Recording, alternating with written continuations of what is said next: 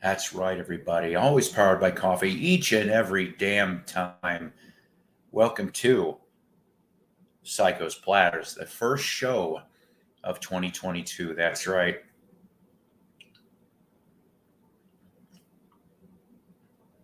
As people goes, are you going to do this for 2 hours? Yes, I could probably drink coffee straight for 2 hours. Hey, hi, Record Crate. How are you today? This is just one of those last little slapdash shit. That's what I decided to do. I know that, hey, see, some of my regulars are coming in, and I thank you for it. Hi, Tom. How you doing? I hope you're doing real good. See, even Crate says hi, Tom, to you, too. So I figured, oh, look at this. See, now there's a term that doesn't get used enough anymore. Swell, ladies and gentlemen. I like the word swell. It does come in handy. Gee willikers. I'm just kidding, guys. So, I know that, let's see, what was it? I know maybe Rach is still on. I don't know. I visited in there earlier. Oh, okay. Adam, good to know. I am so sorry. Sometimes, like I mentioned previously, I think I have short-term memory loss. I'm not going to lie here. I'm beginning to realize this over the last couple months. And I've said it before that I think the coof kind of pushed it along more too. Hi, Dwayne. Groovy Lisa, how are you? I didn't have a chance to messenger anybody today. So this was just kind of a straightforward thing. So, like I said, I'm not sure if Rach is still going or not. I think Michael Pilmer's going to start real soon if he hasn't already. But I've been meaning to do a broadcast, guys, for a few days now. I've actually took off my own personal staycation, so to speak. People need it. They just need it. And to get out of 2021, well, I don't know if I could say relatively unscathed, but worse for wear. So I am happy when I can have anywhere from 1 to cast of thousands. No, this isn't the Bozo Show. I think, truthfully, just for shits and giggles, if I remember right, I remember one time I had one of these live streams, and I had 20 people in on here. And to me, that's an accomplishment. I know for some that's paltry, but I don't give a shit. I'm just out to enjoy. I'm in here to enjoy and educate, and everybody have some fun from troubles of the world for a little while, right? That's the way I feel about it. So, first show of 2022, got new subs and relatively new subs. I want to mention here Art Room Records, TKR Video Central, St. Elmo's Fire, Nerdy Vinyl, and Don King. Yeah, no, not that Don King. I wonder if that Don King's still alive. I don't know. I haven't seen him in a long time. But just to welcome everybody that are new to the Psycho Platter Network. I appreciate it very, very much. But yeah, so like I said, this one here will probably wrap up sometime between 8:30 and 9 Central Standard. I have to take kiddos to work. I got to get up early for my work in the morning, stuff like that. So I kind of went off, and I hope everybody truthfully had a good, happy new year. I want to get that out of the way. Here's to a better 2022. Okay, seriously. Here's to a better 2022 for all involved. I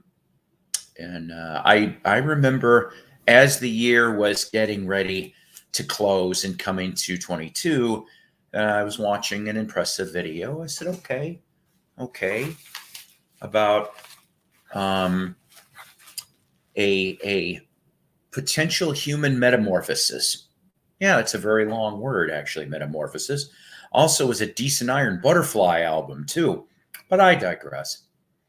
I'm not going to mention names, but I hope, and he is out here in our little YouTube land, that he has a wonderful human metamorphosis and continues on his chosen proper sober path. So I said, first show of 2022, rest in peace, Betty White, who died New Year's Eve morning. There are some reports, small reports. I'm not saying this is what killed her, but she had a COVID booster shot the 28th of December.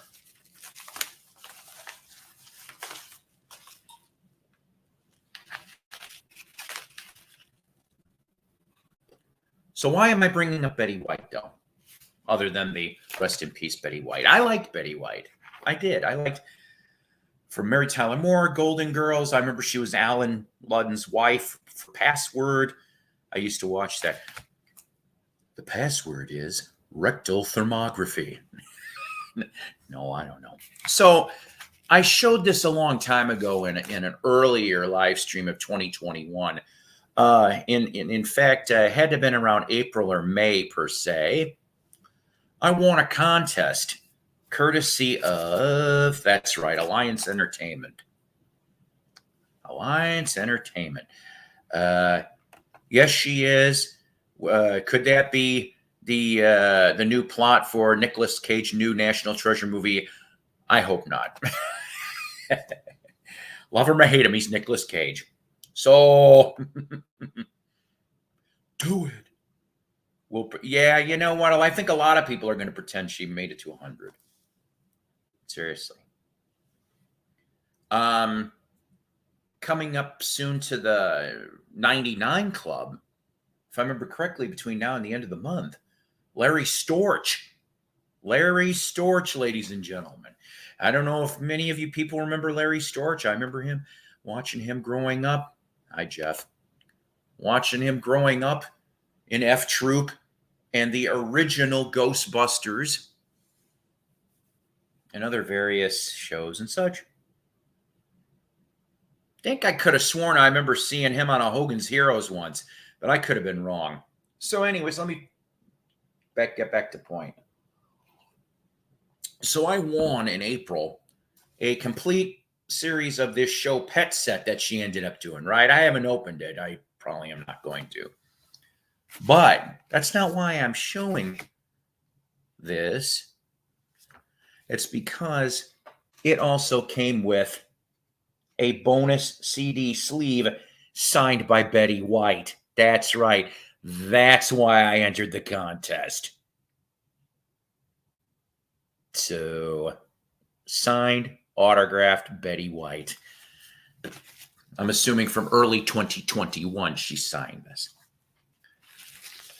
Now, I'm not keeping this. I already know who I'm giving this to. I have a dear friend of mine up in Harvard, Illinois, named Kathy Emma. She is my Illinois bestie, as she knows herself as. Friend to the Mighty Psyko for almost 20 years. I got a care package. She's getting that. She's getting a signed Mike Nesmith CD. But rest in peace, Betty White. Now, Lisa, I just caught this. And thank you, Psycho. Jeffrey. I don't even know what my name is. What do you mean we must protect we must protect Dick Van? I thought you said protest. I'm like, what, Dick Van Dyke didn't you? I know. I like Dick Van Dyke. Hi, Nick. How you doing? I like Dick Van Dyke. And let's see. If I remember correctly, Bob Barker turned 98 recently. Remember, ladies and gentlemen, always spay and neuter your humans. I mean, what? Okay, so I want to show literally a find I picked up yesterday. I picked this up yesterday. I haven't been doing really good. I mean, I know it's been after the holidays and all that other shit, okay? But it's like just nothing in the vinyl front, okay? I mean, don't get me wrong. Yesterday I came across an old school 45 case, from like the 50s. And I'm just sitting here, I'm going, hoo. And um, I found a couple unknowns on small ass labels. And I'm like, that's what I like. You can thank Max Stevens from I Buy Old Records. You can thank him for this, along with my friend Doug Fields from the Vinyl Grotto and a few other people. I hunt after small label stuff. I like the hits, but I like finding those small ones better. And there was even a Sun in there too, but I already had it. Jerry Lee Lewis, whole lot of shaking going on. Still alive too. But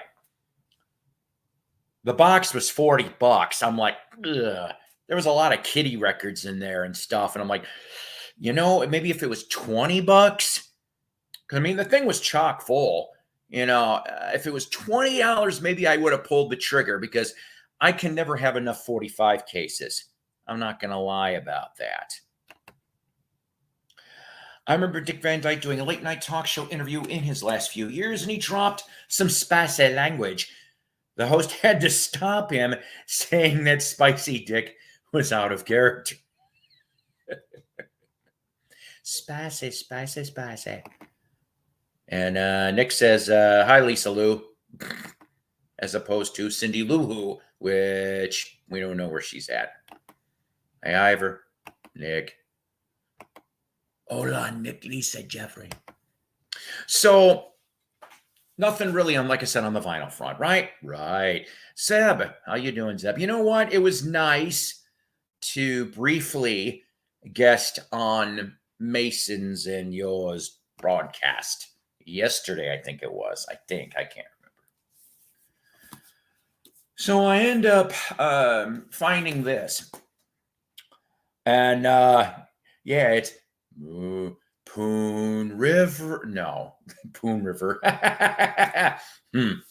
Anywho, Andy Williams. Of course, he's, gone too. Rest in peace. And look, we got everybody share the love. That's right, guys, share the love. So you're like, well, Psycho, who gives a shit about this Andy Williams book? It's not like it's puppy love or I can't get next. So you know what, Seb? This is how. Where is it? There we go. This is how you break your. Oh no, this isn't going to sound right coming from me. Your VC virginity. Your VC live stream virginity. That still didn't sound right. Because I'll tell you the truth, the first live stream I think I ever went on was Richard's. I went on Richard the Music Maniac, a.k.a. Macamania, a.k.a. whatever the hell he may come up with next time. Where is Richard when I need him? And then it was was it Rachel then after that? It was either Rachel or Mayo.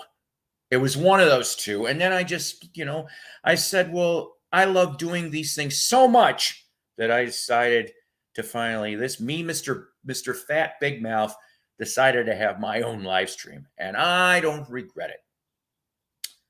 So Ivor says, my father used to golf with Andy Williams way back before he became a star. See, that's cool. That is cool. I don't blame you. I like Michael Pilmer's noise. I'm probably going to cut this off in about an hour or so because I would like to listen to. See, now Michael Pilmer knows that I call it fuckestra. It's that last few minutes or 20 minutes or whatever of random noise, including his Tickle Me Elmo mixed with arm farts. I am jealous of Michael Pilmer's arm farts. I can't do that. The only thing I can do is stuff like this. or stupid shit like that. So before I forget the rest of this story, because I got so ensconced with Michael Pilmer's arm farts, it didn't sound right. So why am I showing you this? Because here we go.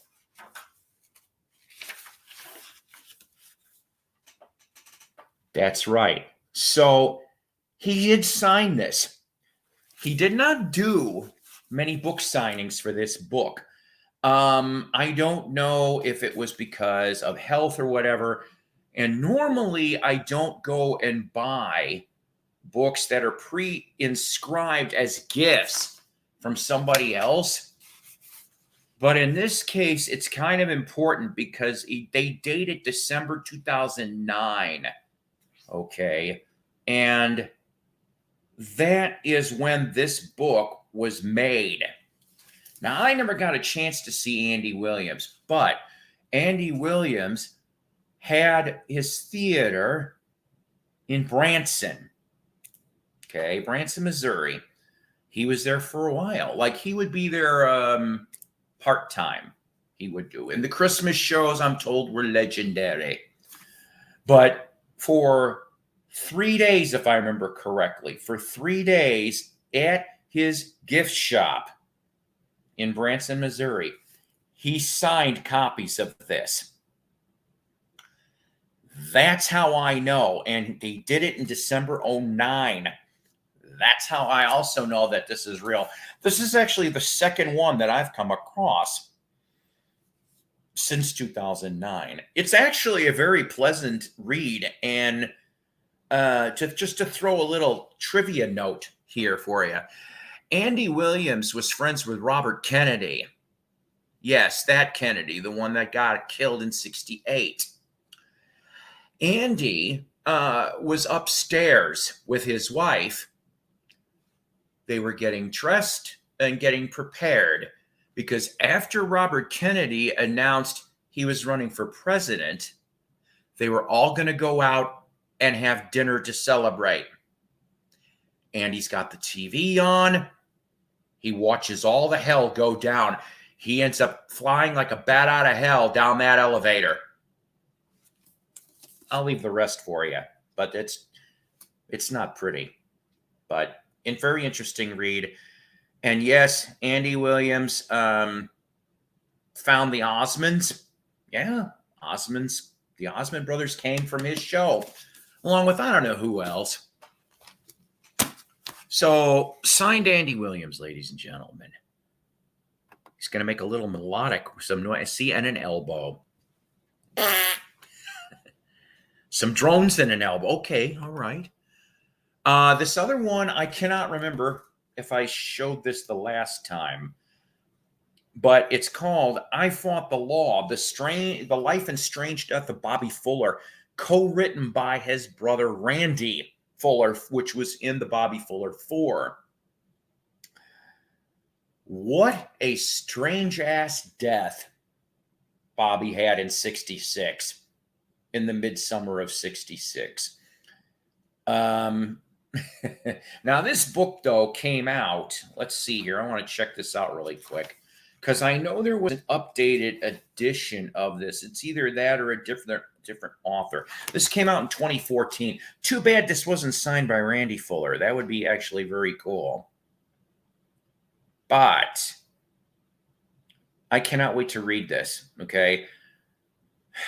Talk about super suspicious death. Suicide my ass. No. Murdered by the mob? Most likely.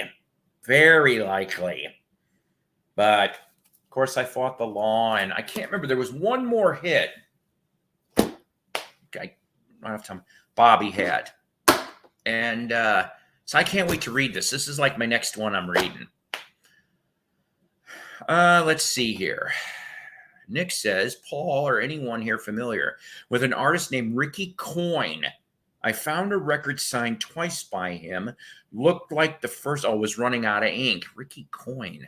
No, you got me on that one. But I'll tell you, Nick, I always look for signed albums. I always do, especially those older ones.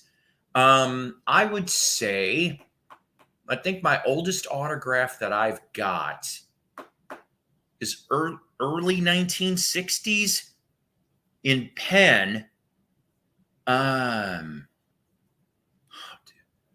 He was on the Soma label. He did a lot of lounge material, though. Soma I'm used to for the Fenderman and such, and Castaways. But no, this was some lounge jack. I found it for $0.25. And then my son, this was going on, probably about 4 or 5 years back. He found a signed album, signed on the back, of Frank DeVol, which Frank DeVol was very big in the 50s and 60s and 70s in regards to orchestration. And, he was the one that did I think he was the one that orchestrated not the Brady Bunch theme, but a bunch of other stuff. Okay. So if you saw a lot of TV shows, chances are you heard some of DeVol's work, Frank DeVol's work. And then recently I picked up a Skitch Henderson. Skitch Henderson was the original Tonight Show band host. Okay. I know he was there in the Steve Allen days, and I want to say he was there for at least the first season for Carson. And that's how they end up with Doc Severinsen after that. And it was a white label promo on Columbia, and it was signed on the back. I was like, holy shit, that's kind of cool. Let's see. He needed to lose the Osmonds.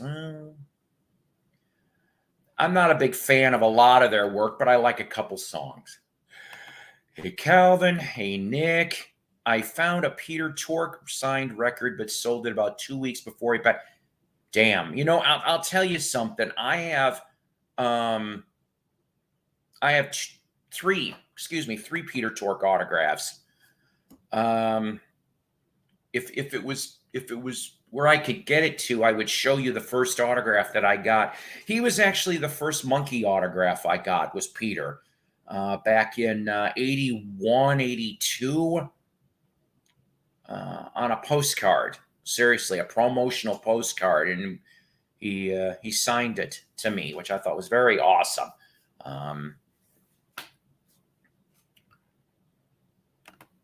I don't know who Rebecca Paris is. There's a lot of unknown people that I've come across. The last one that I didn't pick it up. Maybe I should have. Oh boy, I'm sorry. Reggie Vinson. Reggie Vinson has been a born again Christian since probably 1980. But Reggie Vinson was a co-writer. In the 70s, he was a studio musician, you see. And he helped to co-write the song Billion Dollar Babies for Alice Cooper. He also worked on that record. And I want to say, I think he worked on the Muscle of Love record also. And then he worked on a John Lennon solo album. And I cannot remember if it's Walls and Bridges or Rock and Roll. It was one of those two. So I thought it was kind of interesting that he had that going, and then he went and shifted to Christian rock or Christian music anyway. I came across one of those. I probably should have got it, but I don't know. I just didn't feel up to it. There's times where nothing really looks good to you. You go in thinking guns ablaze, and you're like, hey, I'm hoping to find some good shit today. Sorry for all the expletives. That's just how I feel. Yeah. No, no random Donovan. Isn't that something, though, that Donovan was in the next studio over? Hey, I got an idea. And I think that's it. Did she invent the plaster? She should have. She should have, Calvin. She should have. Oh, excuse me. So before I drop an invite here, or maybe I'll do that now, if anybody would care to come on for a little bit. I know it's not, thank the 8 people that are here. I know it gets really crazy and goofy schedules and stuff. I go back to work tomorrow, unfortunately. That's that's kind of half the reason why I decided to do a shorty tonight, short broadcast, because I don't know. I know Saturday night I'm supposed to hang with hopefully a handful of friends. That'll be nice. I just found out about that a little bit ago. I'm going to play some old school Trivial Pursuit mixed with some Cards Against Humanity. That'll be fun. So new albums that the Mighty Psyko is looking into reviewing this month. In fact, I've got pre-orders triggered. I said triggered. For the new Jethro Tull, the Zealot Gene, which, if you haven't heard any of it, Shoshana Sleeping was the first single, which I actually really liked that. I do. It's a slightly strange cadence to it, but I like it. And then I guess another single dropped, Sad City Sisters, which I'm planning on listening to that probably before the end of the day here. I didn't know. You could check those out on YouTube. And so, yeah, the Zealot Gene. And then Tony Martin. Tony Martin, ladies and gentlemen. Tony Martin was the lead singer to Black Sabbath from 1989 to 91, and then 93 to 96 before the Ozfest reunions and such. So his album, those called Thorns, and As the World Burns is the single that's out for YouTube currently right now, so you can listen to that, which is a really killer tune. I have got both of those on pre-order triggered. So up and coming Psycho reviews will be worthy for hopefully everyone and all. I like doing the things personally. You know, most of the ones I get to listen to are awesome. See, I would have loved to have seen Peter and his Shoe Suede Blues Band. I never got to see that. Yeah, no kidding. Yeah, I know Pilmer's live. I might just join over there in a little bit, but not yet. Not yet. I might catch part of that. Like I said, this was just a slapdash on all of this. Hey, Greg, how are you doing?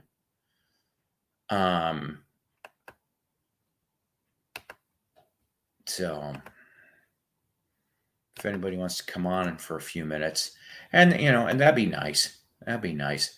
Maybe you could tell me what you guys maybe got over the year here, the Christmas or Small Dive Bar. He was bad-mouthing the record industry like an old blues artist. Somehow I'm not surprised about that either. But also, if I remember correctly, although I could be wrong about this, Peter's last group album with Shoe Suede was a tribute to Leadbelly. All the songs were Leadbelly. So I have yet to listen to that. I gotta confess, I have a hard time being able to find some of these solo records. I really, really do. I have a hard time finding these solo records of the Solo Monkeys at times. And I'm talking about stuff going back to the 60s. And then, of course, I know Davy Jones put out a bunch of CDs. Peter put out a bunch of CDs. Mickey put out a handful of CDs. Mike put out a handful of CDs. So I'm still working on trying to find that stuff, too. I fixed Davy Jones's guitar player's guitar about 15 years back. Couldn't remember his name with a gun to my head. That's okay because I don't know any of the people either. I'm very ignorant on that. But I can, actually, you know what though, Nick? I could tell you this much. In 2005, I think 2005 is the last time I met Davey. And his bass player was Mark Clark.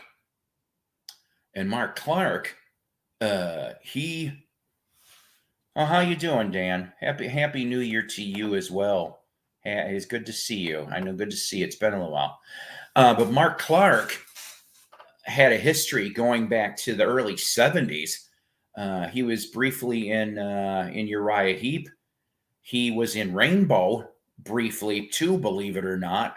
And then he was in a band called Natural Gas, which was a super group at the time in 76 with Joey Milan from Badfinger, who he wasn't with Badfinger at that time anymore, along with Jerry Shirley from Humble Pie. And if you ever, it's a good pop record. It really, really is. Go seek out Natural Gas. And I'm not talking about the Natural Gas Psycho makes after a, oh boy. So, but it was originally on Private Stock Records. Okay. What happened with this one was the vinyl isn't exactly that easy to find.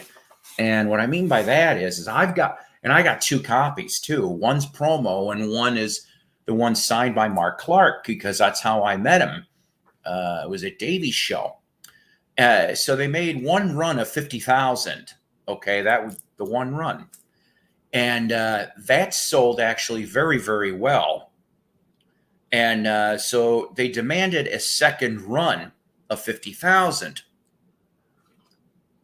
Supposedly the second run, there was pressing problems. I don't know what, because neither one of the copies I got have got one. I've played them.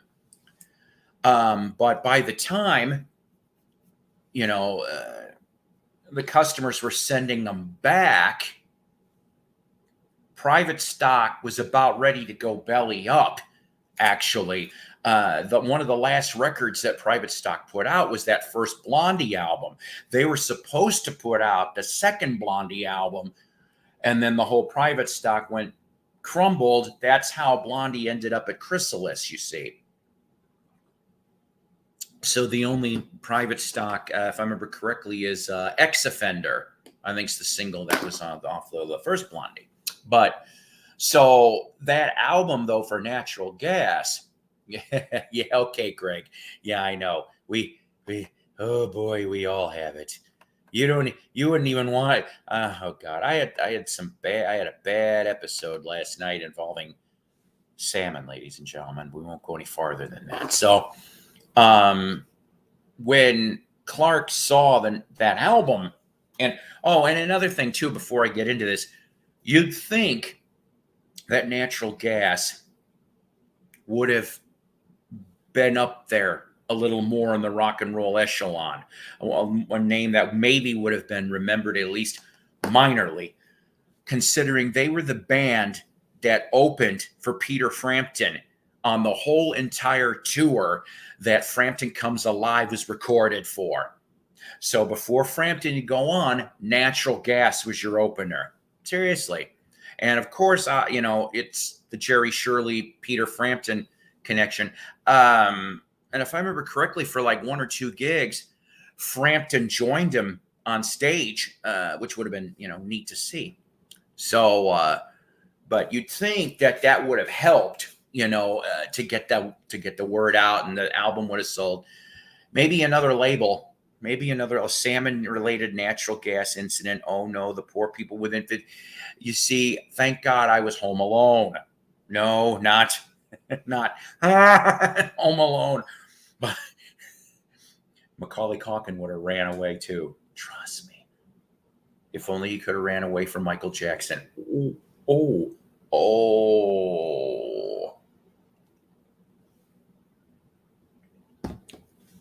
Okay, so, but that's who the bass player was. And he ended up being bass player for the Monkees tours too, though, is what I was getting at. In the 80s, he was the bass player. If I remember correctly, I can't remember if it was the 86 reunion tour or the 89 tour, but that's how he ended up in the Monkey universe for a few years, was being in that backing band. So I thought that was just kind of cool. Damn it. See, it always comes back to the Monkees, whether or not you like it or not.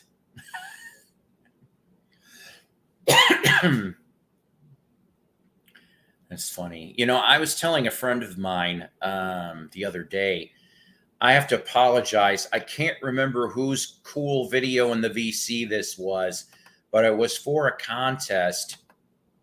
Oh, it was a contest entry for Telegram Sam back when she did that last contest.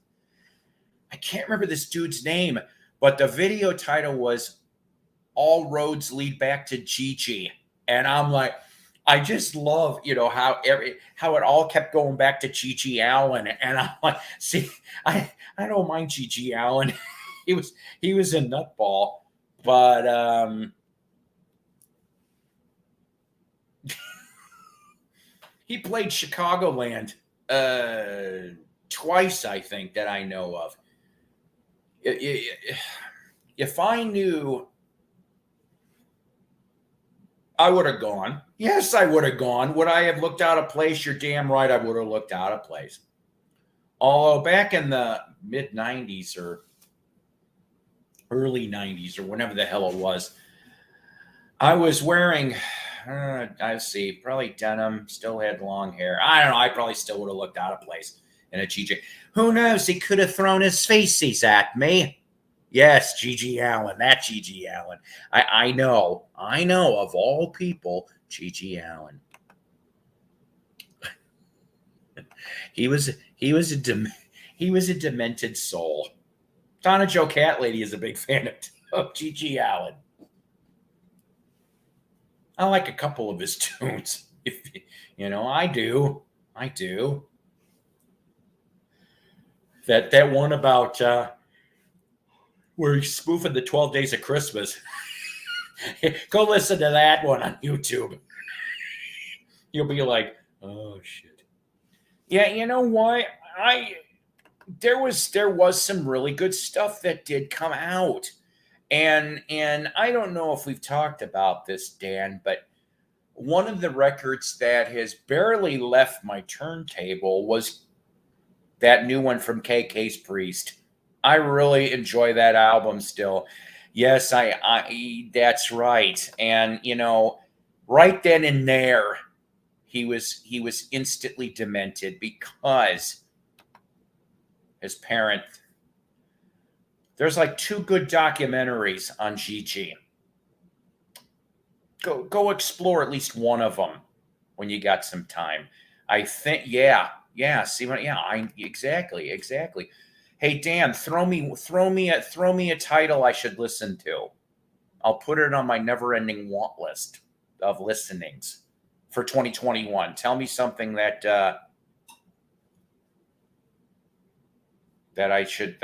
you recommend for me, Psycho, to get. Yeah, Merle couldn't say Jesus, so Gigi it became. That's right, Nick. I remember that. I tried to get Merle. I did, seriously. I tried to get Merle and his band to come here to Northwest Arkansas because there was two potential venues. This was pre-COVID, okay? And I'm just like, but he wouldn't respond. I'm like, damn it. Oh, okay. Todd Latore as in Queensryche's singer? Is that what we're talking about, Dan? I did not know he put out a solo album. I don't know why I don't know this. It is going on the... Yeah, that's it. I think they're still the Murder Junkies. That's right.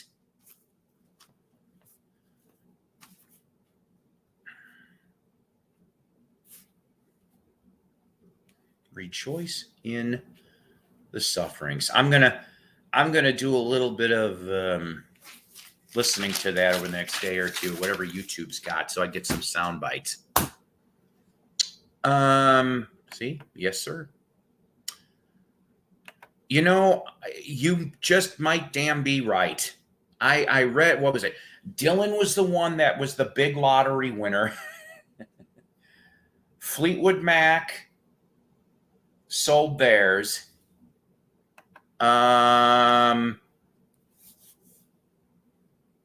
The Beach Boys did some semi-deal. I can't remember who else. It was kind of crazy. It really, really was for that stuff, But then again, let's face it. these people that are selling the rights to this, they're not going to be around much longer. They're not. I think they kind of are beginning to see this. And I guess they want to leave a golden nest egg for their offspring, you know? Yeah, oh God, Springsteen. I forgot about that. I did not know that Bowie and Lou Reed were involved in the 2021 sweepstakes. I forgot about Springsteen. I remember reading that story. I'm like, what? I was just like, I'm sorry. I just do not like Bruce. I like Bowie and Reed. I just don't like Bruce. I'll say it before and I'll say it again. I think Bruce was a decent songwriter. I just couldn't care for his singing. But saying that, I like Bobby Dylan. Yeah, I said Bobby. I like Bob Dylan. So I don't know. You know, everybody's got their opinions. Right? Right. Didn't the guy who owned Ticketmaster buy the Beach Boys catalog? You know what? I'm not sure about that. I don't know, but let's face it. Beach Boys, you know, we're talking 60 years.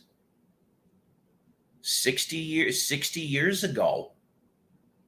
That was Surfing USA was 60 years ago.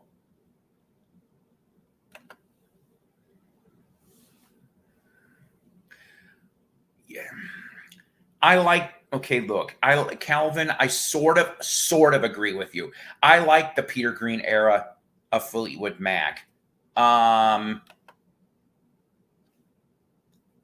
a good one. And thanks for chiming in there. Seriously, Dan. Good to see you.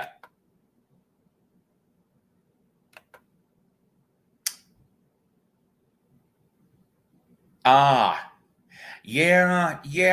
You know, I need to start reading more stuff on this, on the copyright. Hi, Kimba. It's good to see you over on this side of the fence. I know usually I'm on the other side visiting everybody in the peanut gallery. I love it. Good to see you here, dear. Cassette. Yes.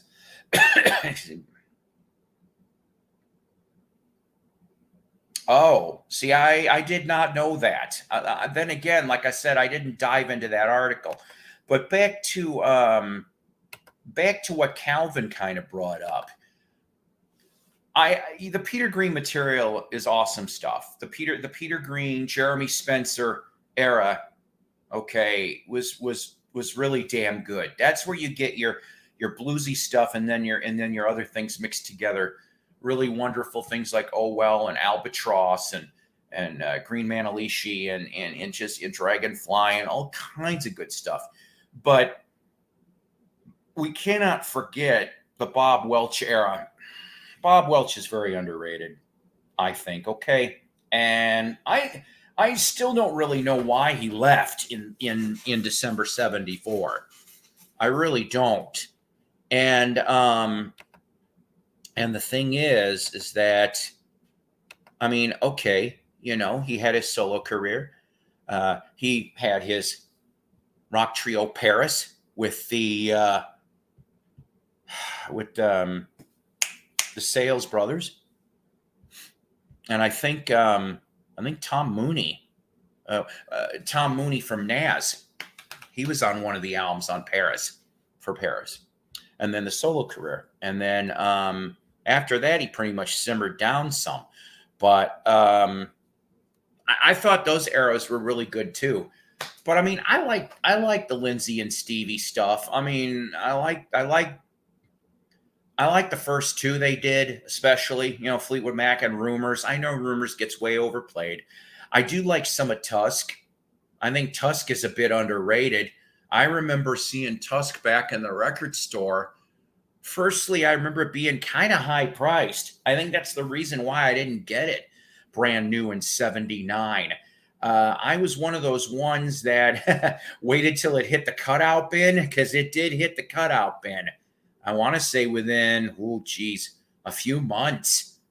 I want to say. I could have sworn I saw it hit the cutout bin. If not a few months, it was close to a year. And I picked it up then. And I liked a bunch of stuff on there. And you wouldn't think that that would have hit the cutout bin, considering you had Tusk and you had Sarah and a couple other ones, but it did. So that was like the first time. But yeah, I'd say when the 80s hit, even though like one of my favorite songs, 80s Mac, is Hold Me, I always liked Hold Me. But the other stuff, I mean, I like it, but not as much as maybe that 60s and 70s Mac. And then they've been running on fumes ever since.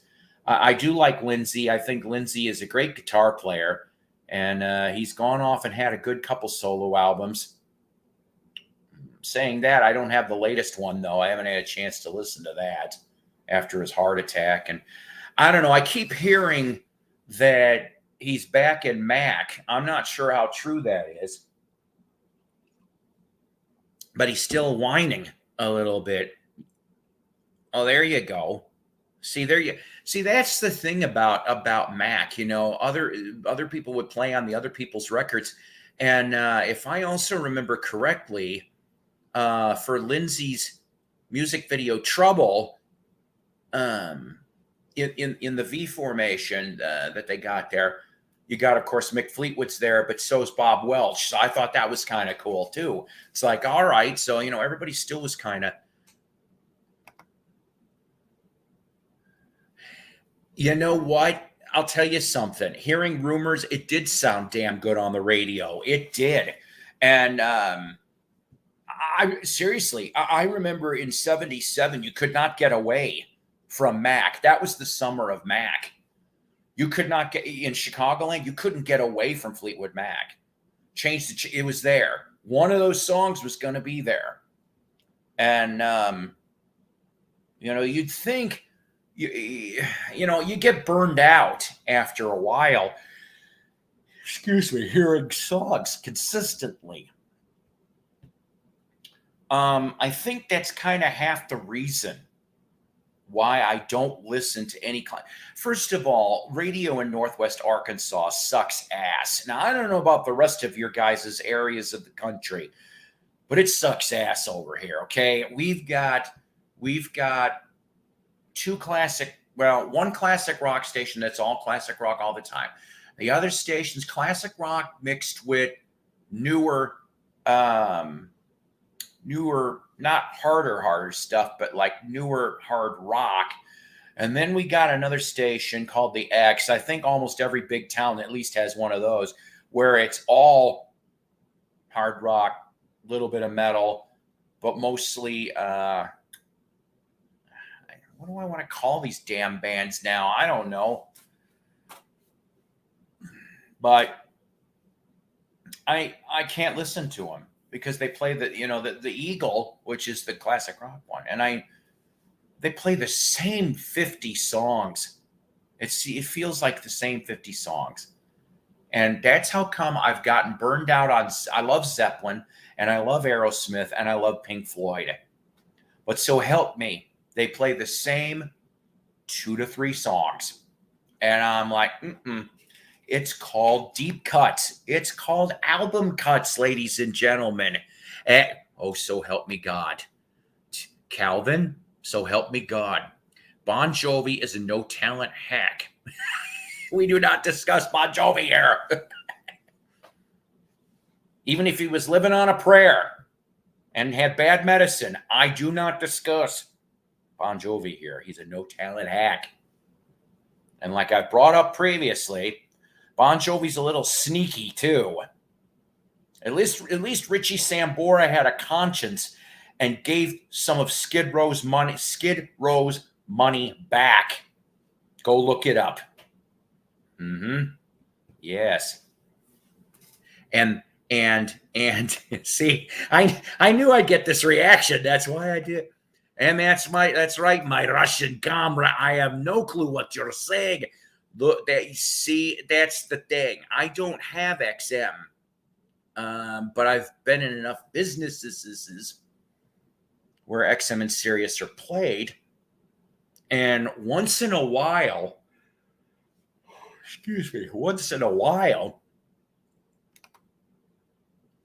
they'll throw me a loop on like a song. Like, okay, yesterday I heard a Chuck Berry song.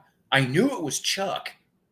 I just didn't know what the hell it was because I'm like, I've heard a lot of Chuck's material. Seriously. But I'm like, I didn't know what this tune was. And it was really, it's still kind of in the back of my mind going, what's that song? I'll figure it out. I will. Well, you know what, Calvin? I'll tell you something. Maybe I should, but I just ain't in the mood to try to deal with that. And I really don't know how to deal with it, AKA the wrench situation. You know what I'm saying? I don't know. Okay, see, thank you. College radio might be the last vestige, or what I call LPFMs. Now, on Sunday nights, guys, from 6 to 9 Central, there is an awesome radio show called Wax Museum with Ronnie Dark out of Syracuse, New York. This dude plays late 50s to 80s. That's his thing. But he'll play like he'll play newer tracks maybe from the classic artists. Okay. Like if some like let's say for example when Jethro Tull's album comes out, he might play something from that, you see. So he puts a mix, but he does put unknown stuff. He really does. You know how you guys know that I'm like the monkey fanatic, okay, or in the VC. I'm going to proclaim that. I'm the monkey fanatic of the VC. That doesn't mean I'm the monkey expert. I'm just saying I'm the monkey fanatic. He is very fanatical about Paul Revere and the Raiders. That is the one he likes. And he always makes sure that there's some Raiders tunes snuck in there in those 3 hours.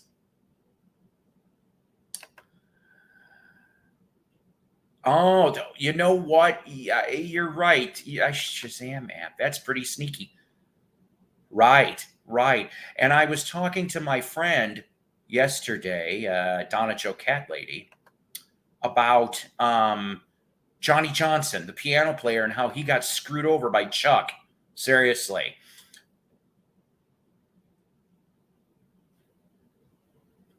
I like the Zeppelin records. I'm not knocking Zeppelin. I love Zeppelin. I just don't like the damn same 2 to 3 fucking songs that their stations play. That's all. If I want to hear Zeppelin, I'll go put it on my turntable. Or I'll spin it on YouTube if I'm in the mood. See, there, yeah, college radio. You know, we had a couple kick-ass college radio in Chicagoland when I was growing up, and even when I went to college. There you go.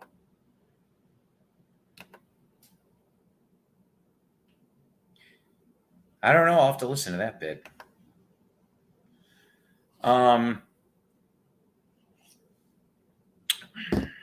But Chuck, what can you say about Chuck?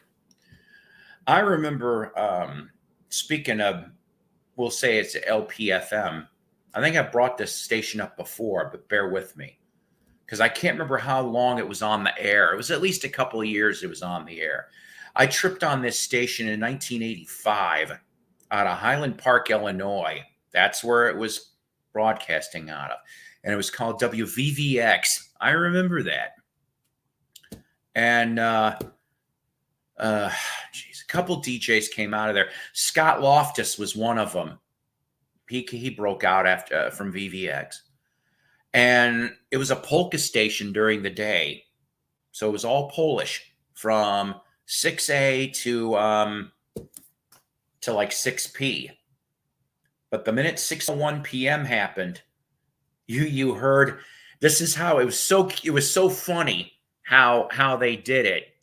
But at 6:01 they were like, you hear the traces of a polka, and then you heard like the record going over the record player. Time to get rid of that polka crap. Now it's time to rock WVVX, Highland Park, Chicago. And they would tear into whatever they were going to play. Usually it was something fast, like Iron Maiden, Accept, stuff like that at the time. Okay. and I would listen from 6 p.m. to midnight. And what? 1985, I tripped on this stick playing hopscotch. Oh, Kimba. Hope you didn't skin your knee. Anywho, did you have pirate stations? No, not that I know of anyway. Somebody told me, this was after the fact though, that oh geez. So I went to high school in McHenry, Illinois. That's where I'm from. I originally was from Crystal Lake, Illinois, but I went to high school in McHenry. So somewhere either McHenry, Illinois or Woodstock, Illinois, which was the next town over, supposedly somebody did attempt to have a pirate station, and it went only for about 2, maybe 3 blocks. And they got away with it for a while, I'm told. And then, like everything else, the party must come to an end. And the FCC caught their ass, and that was the end of that. That was, oh, well, I was an old fuck, Kimba. I graduated in high school in 85. That's how old I am. So, there you go. See, now that still would have been cool, all punk and hardcore, because it was something you normally wouldn't hear. Maybe I wouldn't have cared for it, but still, I'm like, I can't deal with this shit. I got to put this punk station on for a little while because it was something different. But VVX, they played a lot of metal. They played a little bit of hard rock, like they go back into the 70s, of course.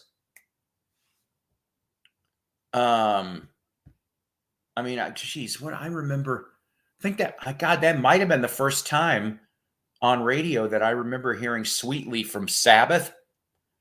And I'm like hearing that coughing and then, and I'm like, oh, I like this.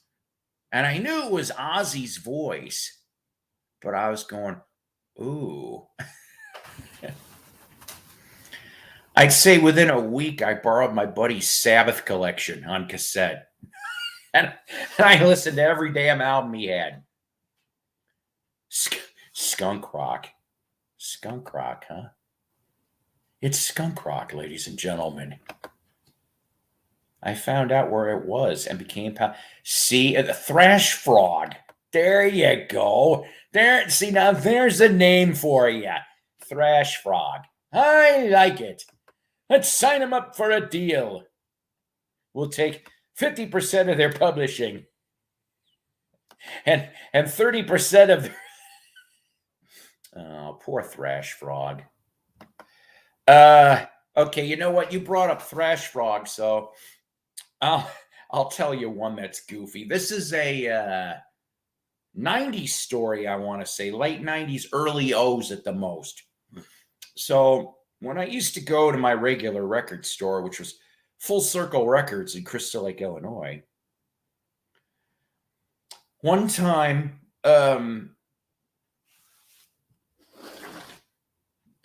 he had some CDs out on a table.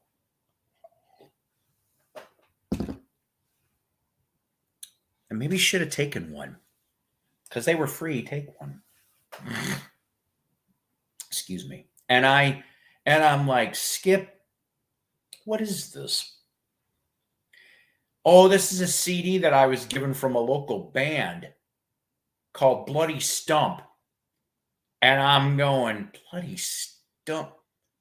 He played me half a song. Now, here's the thing.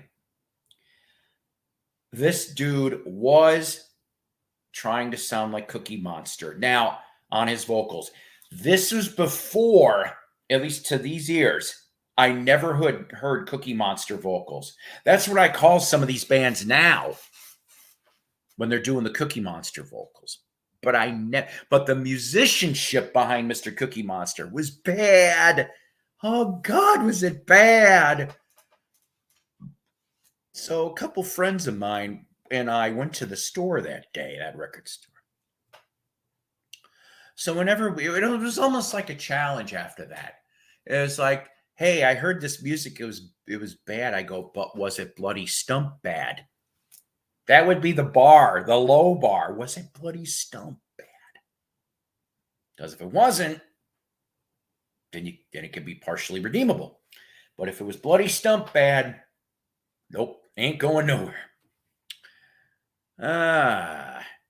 We had University Radio playing punk and new age. It was moved around and hidden for you. See, that's fun. There's the fun part. Trying to. You thought you got us, FCC, you motherfucker. Yeah, we moved.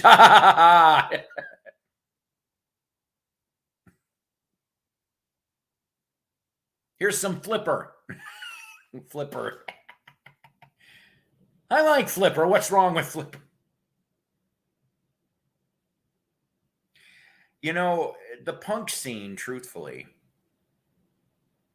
Oh, no. Wait a second before I get into that.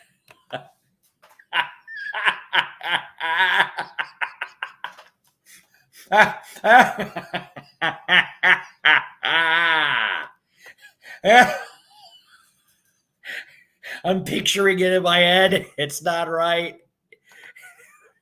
What's wrong with Flipper, Nick? So,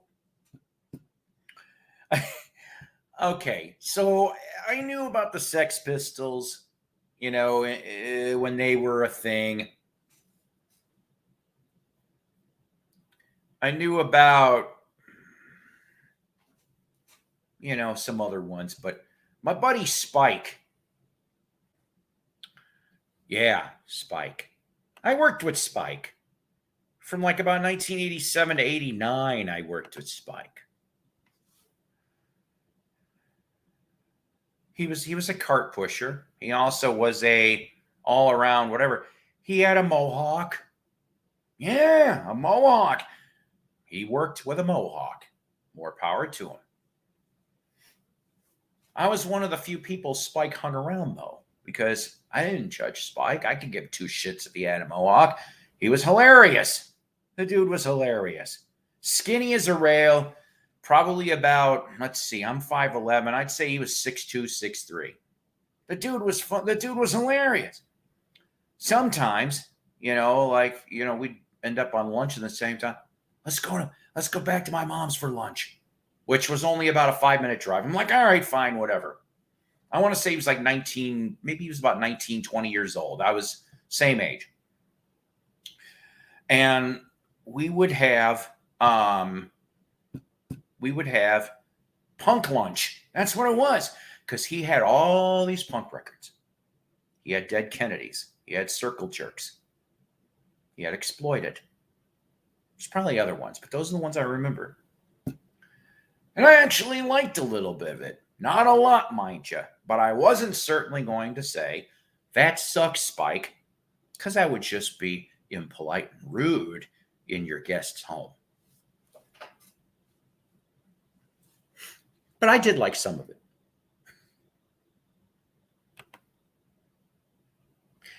You know, I never had one. I bet you Spike did. Maybe. I don't know. Maybe he got into that a little later. Like I said, this was like 87 to 89 we hung out. And so chances are he probably didn't have an original Bollocks. But, I mean, he actually, I don't even really think he barely brought up the Pistols at all. Yeah, no kidding, right? UK would be. Oh, excuse me. I just remember, speaking of Pistols for a second, that WLS was the big station in Chicagoland. Of course, it was for a bunch of other states too at night. But in the daytime, you know, I listened. And I want to say it was Larry Luchak was jock around that time, daytime jock.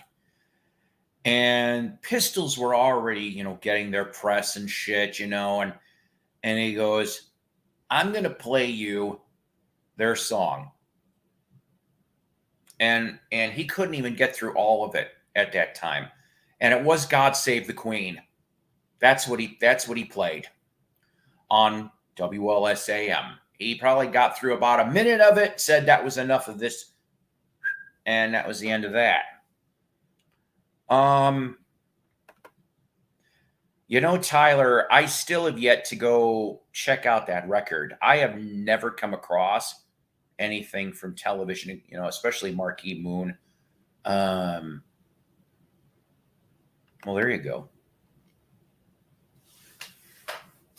But so, you know, I have just lots of things. So that's cool that you had a punk little movable around station.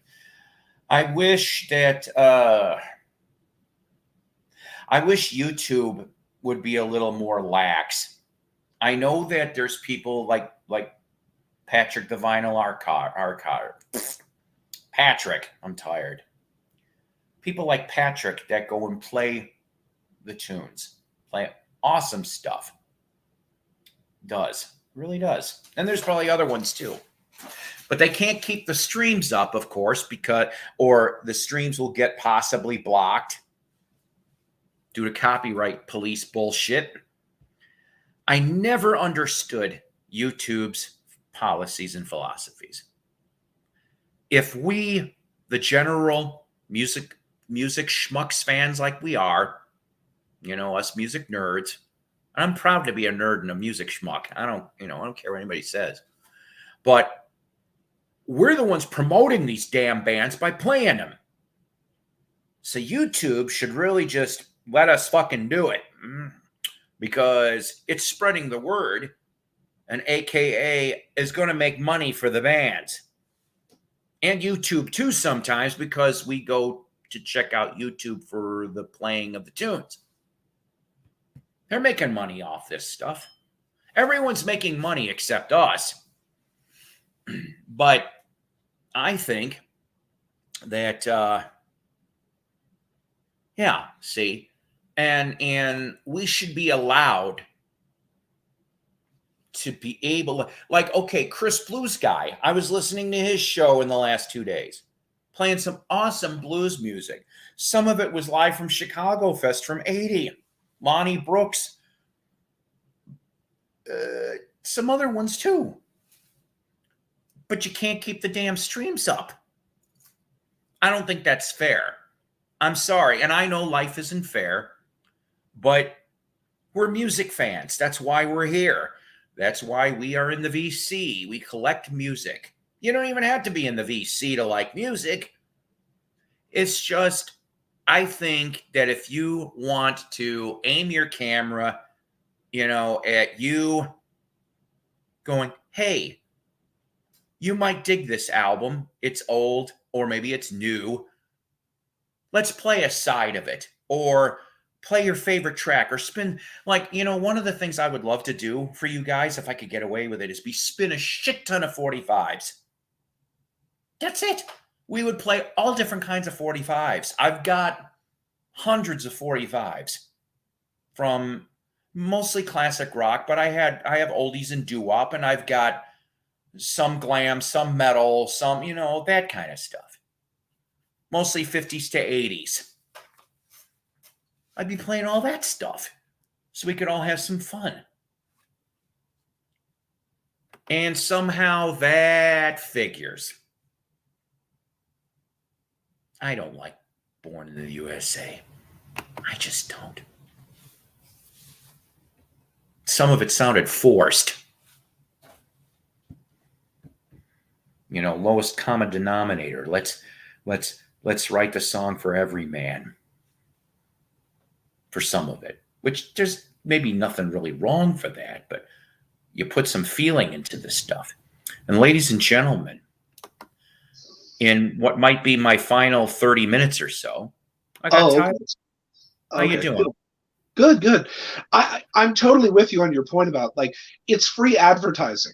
Like, on a lot of the stuff we're talking about, I guarantee none of these record labels have thought about in decades.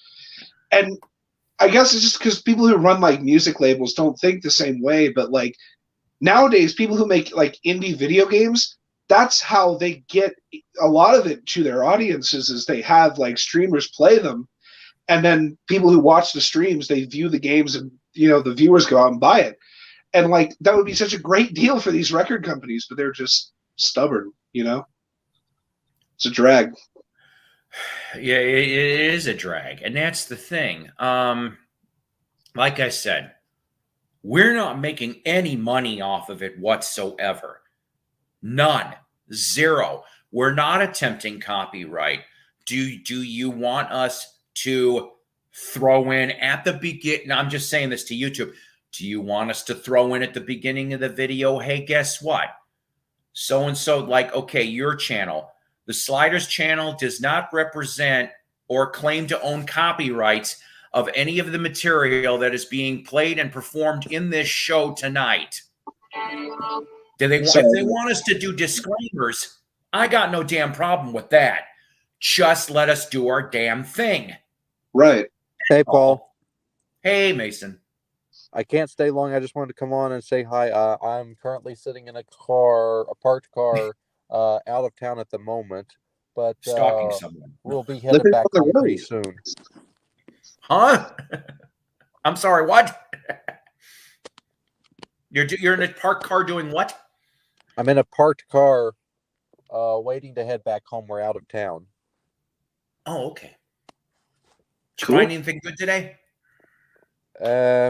Not really, no. I know, me neither. I saw a lot of CDs. I just wanted to test this because it shows I've got 4 bars, so I wanted to see how fast my speed would be. Your connection seems good to me, man. Better than your shed.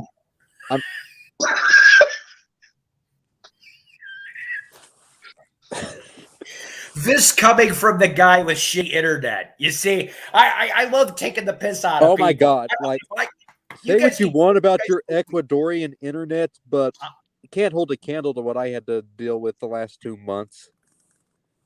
That's because you had Guatemalan. You had Belizean internet. Belizean.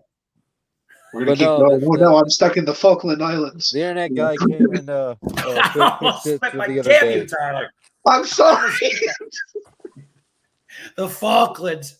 I fought in a war, man. It was the Falkland Islands.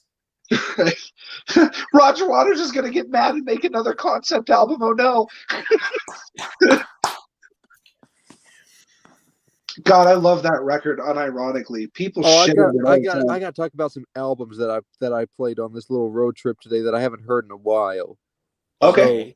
So I gave a little stream to what was it? David Bowie's Let's Dance album. It's been a long time since I played that thing all the way through. I forgot just how fantastic a record that is. And Bowie's cool.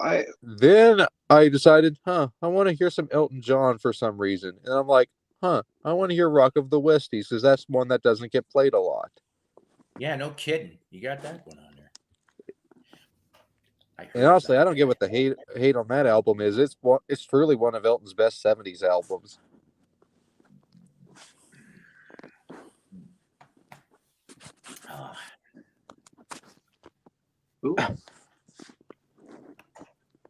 Next up. Hello. Lisa! Lisa. Hello. I got something to report. It may not be of the greatest of news, but I'm going to report it anyway. Lou. I'm going to report it anyway. So my mom's coworker is quarantining, and my mom might have been in contact with her. So I'm quarantining too. Yeah. Way to start my January with a possible diagnosis. I'm like, damn It's you, the Elmo. Lisa COVID quarantine classic. Hey, I did not seek out Omicron. Omicron was like, Lisa, we're coming for you. But anyways, I'm gonna play that Police single, Don't Stand So Close to Me. So how's everybody? Are you still collecting CD? Are you still collecting records, Mason? Or did you sell out your entire record collection? Oh yeah, I sold out the whole thing because I need Ah. one. I needed the storage. Two, I needed the money because I took Wait, on an expensive Even truck all payment. the Beach Boys records? Dude! So you Okay. sold everything because you need the money for what? I sold my records for two reasons. One, I needed the storage, and Yeah. two, I just took on like a $500 a month truck payment, so I needed the money. Oh, Ooh. Okay. that Ooh. explains things. Ouch. That explains things. Yeah, can't do that shit. You know, that's Hey, happened to the best of us. say what you want about my excessive CD collecting, but here's the thing: CDs are a lot cheaper than vinyl.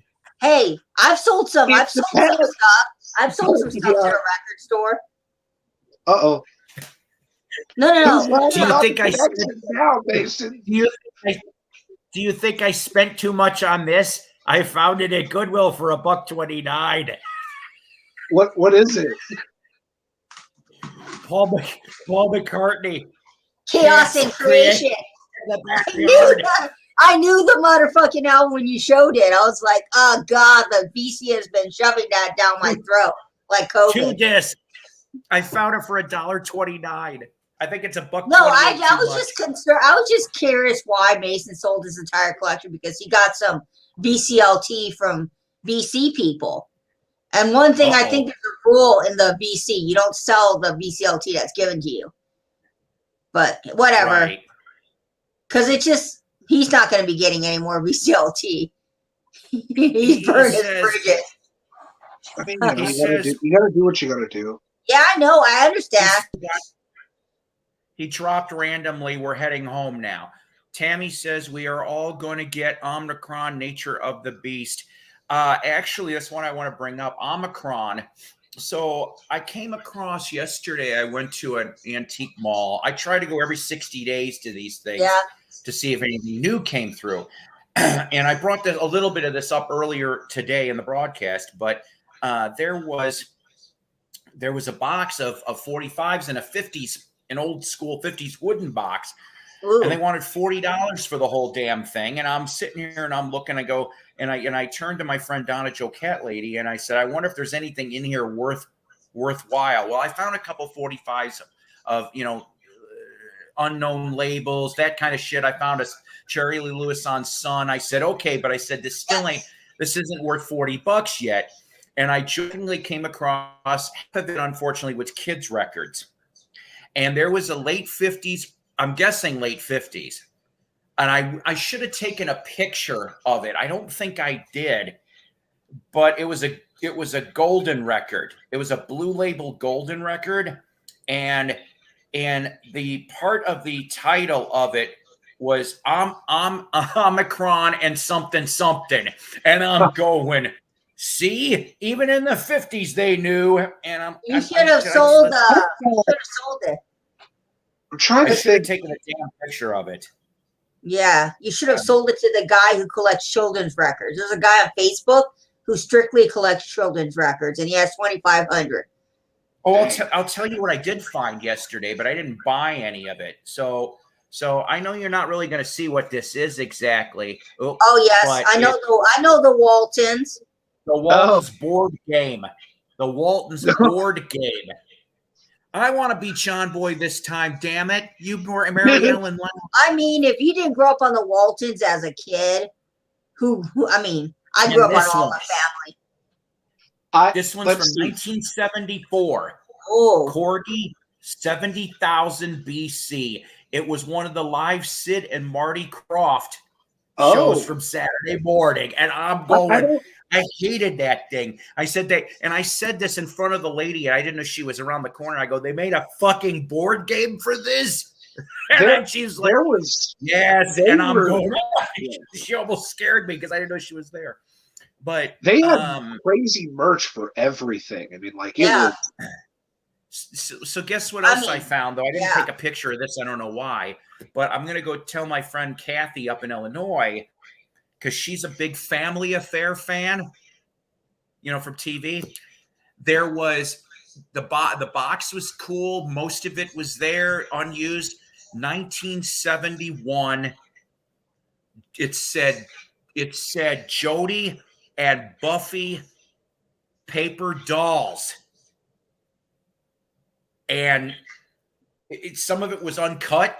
And I'm going 50 years old. And I find this damn thing in the box. I used to have paper dolls, but the Barbie ones, I used to have them back in the mid 80s, early 90s. I used to collect those. There probably is a band named Omicron, but when I think of Omicron, I think of it being like a name of some Marvel Corporation, like Loki or somebody from Marvel is heading Omicron. Like Iron Man's gonna come back and cure Omicron. Too bad he didn't have a cousin named High Key or High Low. You got Low Key, High Low. Yeah, you know, I've seen some. I've seen some obscure games at thrift stores. You know, you come across those. Like I saw an All in the Family record. Speaking of games, that reminded me. I have this game for Dreamcast. It's actually called Omicron, but the reason I bring this up is David Bowie is in this. So Omicron, the name of the David Bowie is in the Omicron game. Passed away. Yeah, David Bowie passed away. Let me make it big a second. Sure. Big. Is that Omicron, David Bowie? Oh my. Yeah, he's not. It's not like a David Bowie thing, but he's like does voice acting in it. He's like, I tried to play this, I got lost. I can try it again, but yeah, pretty cool. He's like, "What's up, suckers? I came back to 2022 to tell you you're gonna get Omicron." David Bowie depicted Omicron. Closet Krishna.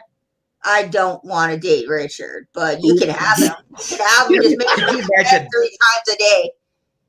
Could you imagine the Lisa and Richard action figures? I know. You would have to find like a Lisa and Richard action figure. Yeah. Just imagine Richard's action figure has a sealed record in his hand. That's what I'm saying. You pull the string. You pull the string or you push the button. Hey, will you give me those? I like that record. No, will you give me it? No, you pull the string and it says, "Why don't you own McCartney 3 on vinyl?" Yeah, right. It's got to be a Paul McCartney catchphrase of some sort. Yep. Love you, Richard. I totally, you know, and then the other phrase would be like, "I want a record. Can you buy me one?" and then the third phrase would be, Michael Jackson is innocent. Wait, what was that?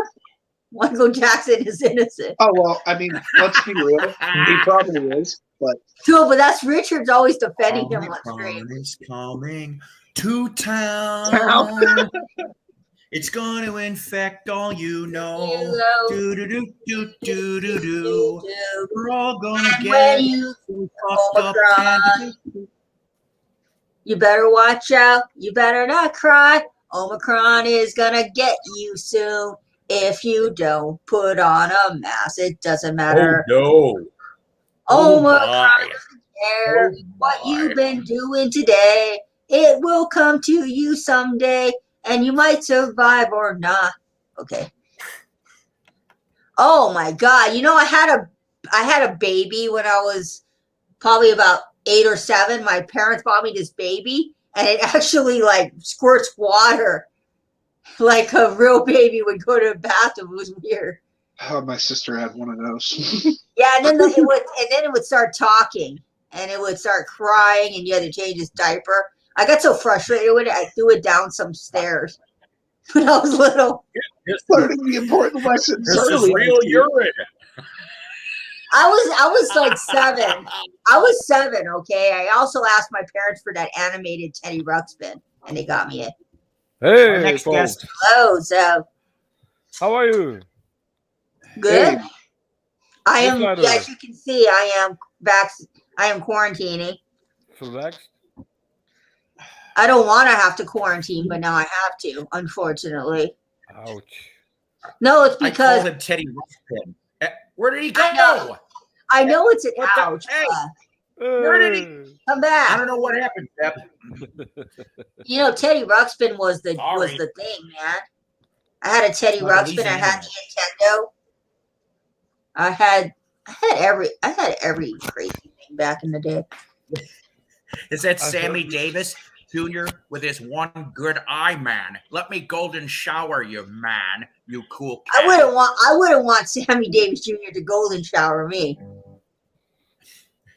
No, I mean I might have gave a pass to Frank Sinatra, but not Sammy Davis Jr. Frank Dino, Peter Lawford. I'm desperate. Come on.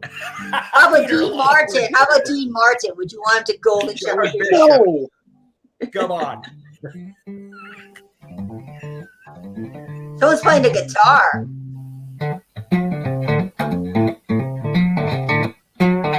I feel like I'm at a bar and I'm fighting for some guy at a bar. I'm fighting this like trashy blonde, and we're playing pool. That's what I feel like. I heard you singing, so okay, maybe I'll join in. Oh, we're writing a song for Omicron in the key of Journey. Don't stop believing you're gonna get Omicron someday. I don't know. God, that song. You know what? That is my least favorite Journey song. I have 3 of their albums, and that's a song by Journey that I'm like, I skip it. Every band has that one song where it's like everyone knows, and then if you're like a mega fan, it just like annoys you. Like Hotel California. Yep. I love Herman's Hermits. There's so much more to them than people say. And then like you bring it up, it's like, oh yeah, that stupid song about the King of England and his 7 lines. No. People always mention that one. I'm like, no, there's more to them. It's just I mean, like, it's a cool song, a great riff, but it's just like there's so much more if you just take a tiny step past that. Yeah, it's like when the people talk about the Monkees, they're like, "Oh, I like I'm a Believer." Yep. Or the association. Or they say the Monkees theme song. I'm like, there's more to the Monkees than those 2 songs. Yeah. Yeah. What did you say, Seb? Or the association. Yeah. Yeah. Right. Because there's another one. Many great songs.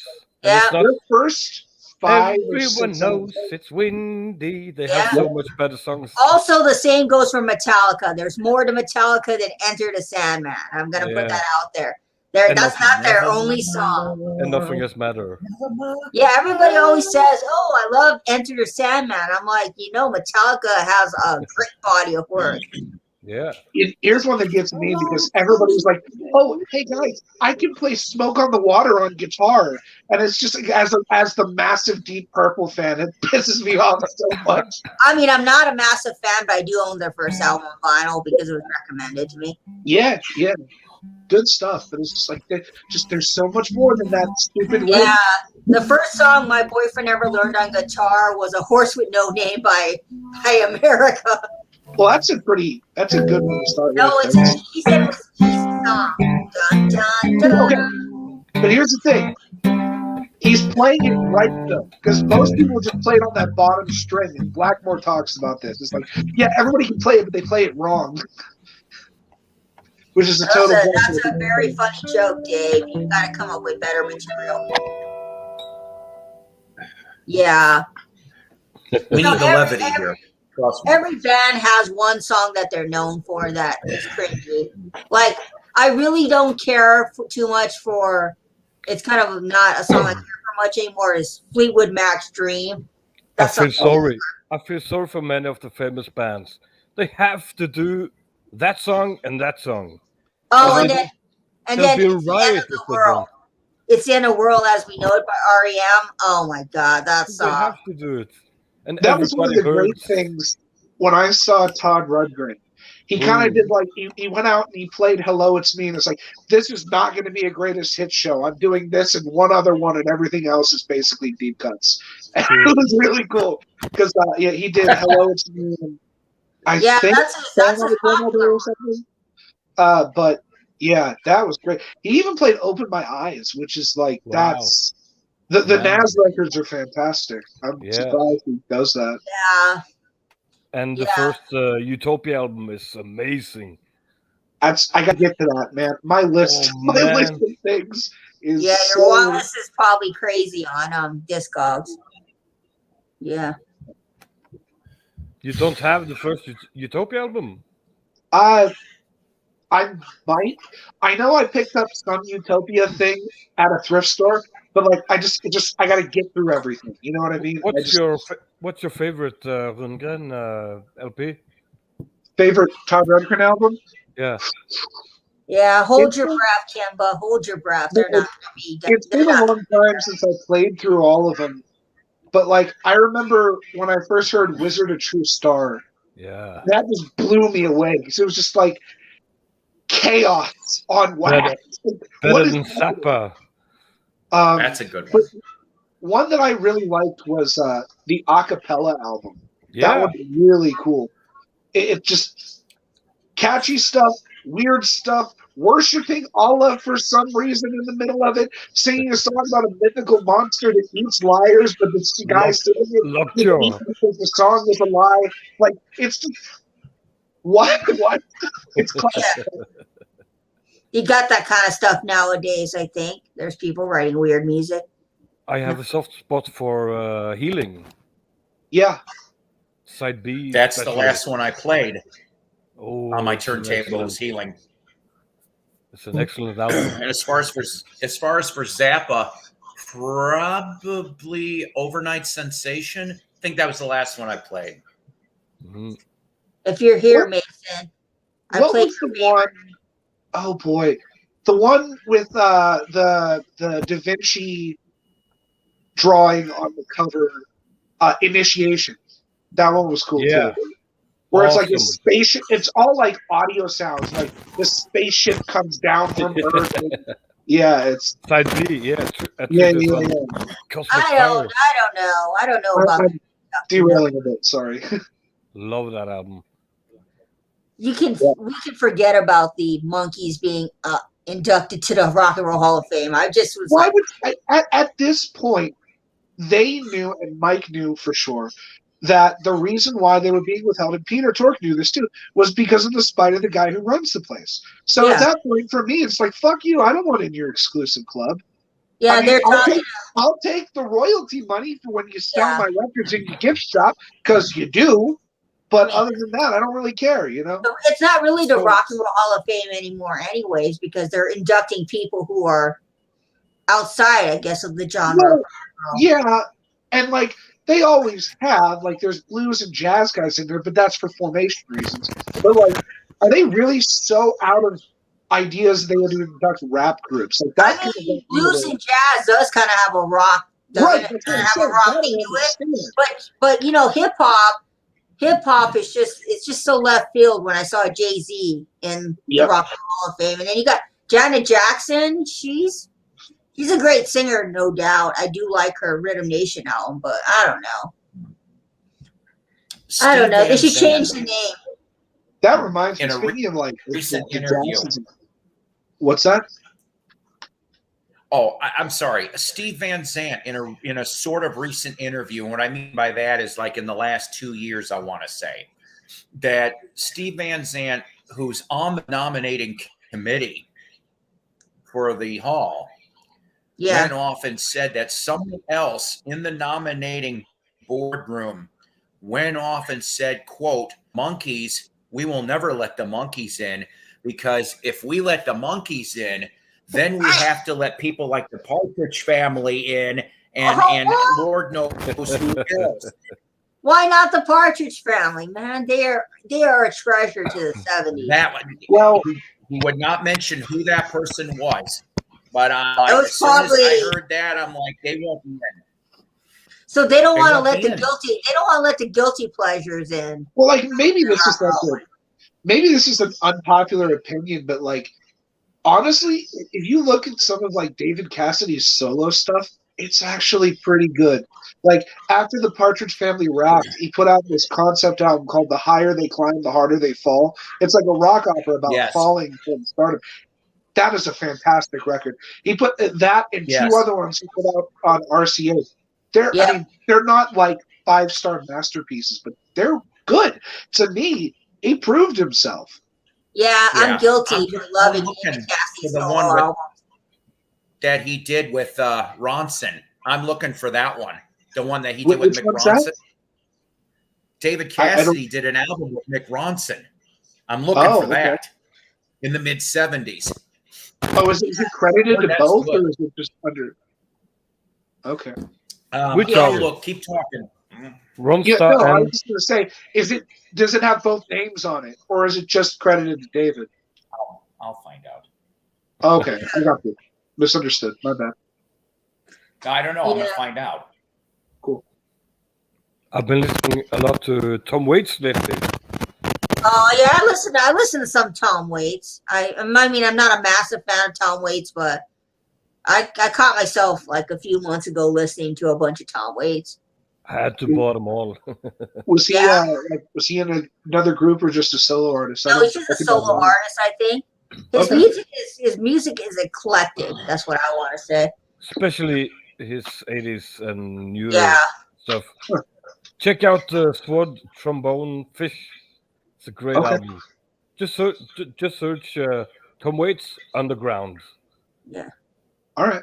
And you'll find a great song. Yeah, I know some people love Tom Waits. I tried. I gave him a chance. I listened to a couple of albums. Do you like Captain Beefheart, Lisa?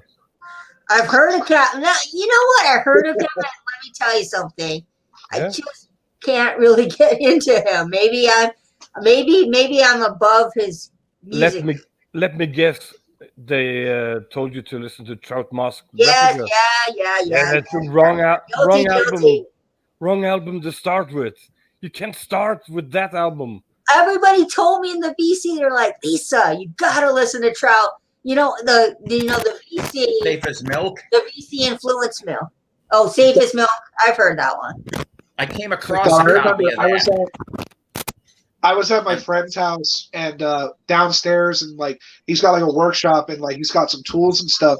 And I found this like thin sheet of, I don't know if it was like poster board, you know, when you like shake it back and forth, it makes that like rub sound. And he was like drilling power chords. I'm like, hey Caleb, we can make a Captain Beefheart cover band, because it's all noise.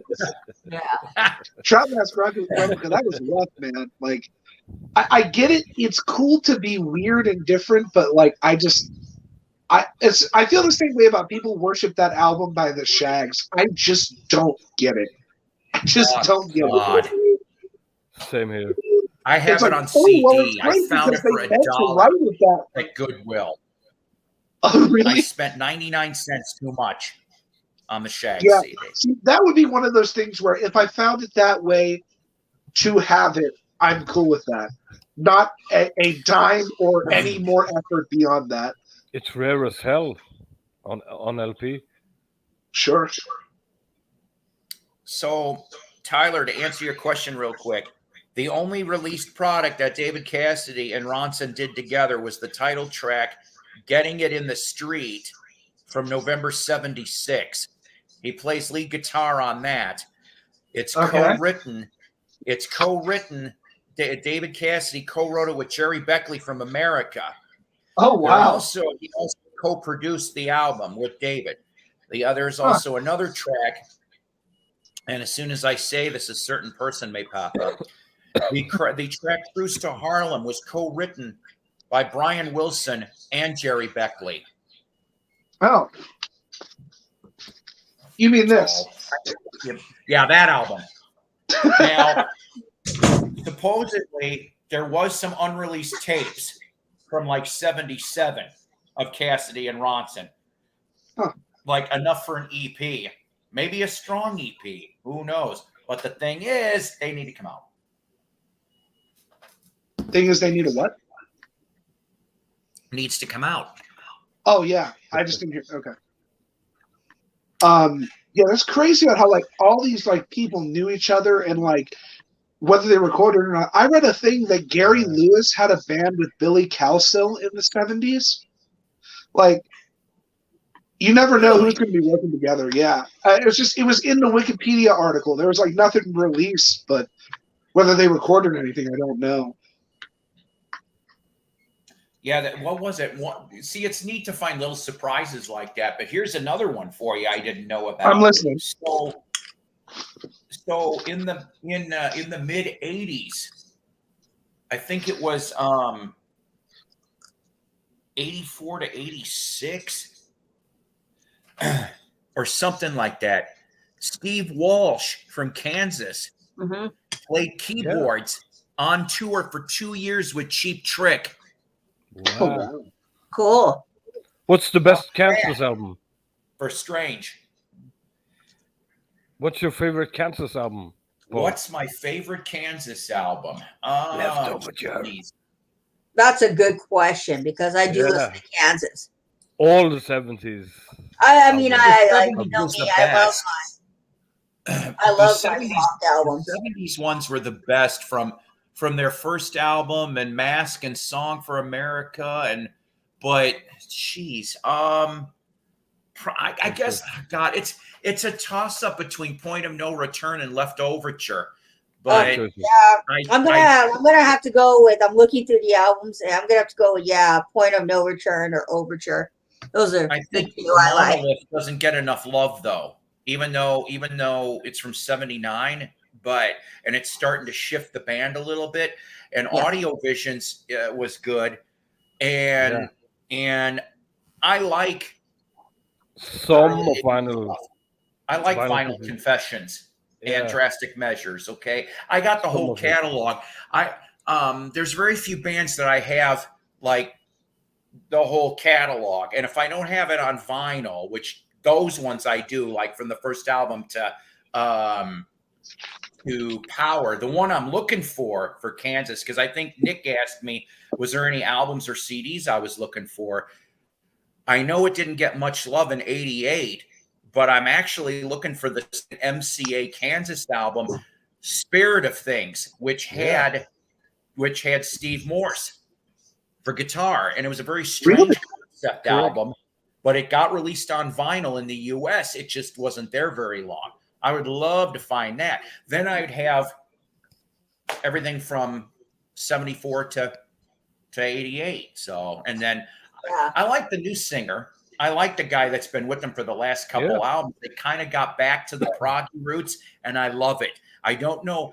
I heard half the reason why Steve Walsh either quit or was fired. I've heard two versions. Quit. You see, the thing was that they wanted to. Well, did he? So it was that bad because they wanted to move on. They wanted to put out. They're like, we haven't put an album out. A complete album since 2000, because I don't know if I count Voice Drum, whatever it is, from 03, I think. Live album. Yeah, I mean, that 2000 was the last time they put out, and it was the original. It was the lineup, and they didn't put anything out since then. And it's like he sort of balked about that shit, and then the voice thing too. I guess maybe it was a combination of shit. But when they got that guy they got now, Ronnie Platt. Yeah. And I remember his work from Shooting Star, another great band that doesn't get enough love.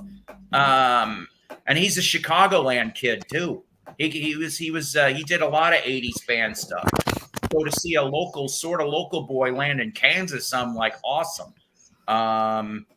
So they kind of got their second or third wind or whatever the hell you want to call it, but it ain't no dust in the wind. They still got something.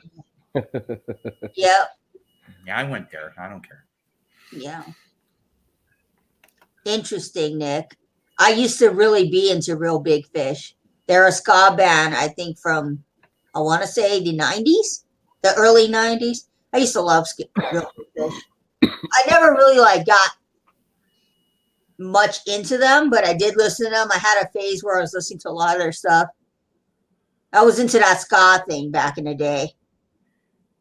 All the makes me want to go play material. Yeah. I think the first ska song I heard might have been from Madness. One Step Closer. Yeah, I was into Real Big Fish. Who else was it? Big Voodoo Daddy. Oh, yeah. No Doubt. The Squirrel Nut Zippers. Oh my God, there's so many bands that came out of ska. Oh, the Specials. How can I forget the Specials? There's a lot that came out of the ska genre. I still got to look up that album that Superman is on, because that's a song from the Tony Hawk's Pro Skater soundtrack. But it's like a ska. It's a great song. Yeah. I've had that game since I was a kid, and I never got around to it. You know what? One album I'm embarrassed to admit that I did have in my collection. I bought it in, I think it was 97, 98, was Astro Lounge by Smash Mouth. Yes, I bought that album. One Step Beyond? I don't know why I bought it, but I did. And it has All Star, by the way. Yeah. But man. Special. Yep. Madness. Selector. Yep. Selector. Anyone my age. The Slackers are great too. Smash Mouth has been completely overshadowed by Shrek for anyone my age or younger. It's just for All Stars. Somebody, oh my God. People will do this thing where they will auto-tune things to All Star. It was the most hysterical thing. Somebody auto-tuned I can't remember what it was. There's so many memes of that. Yeah, I used to have the Smash Mouth album. And then I had some other stuff. When I'm singing in the car. I also had the first Third Eye Blind album. I used to really be in the Third Eye Blind. So I bought that one. That's a good album. The first Third Eye. I don't think I've ever really been into any bands that were like majorly relevant, like in my time.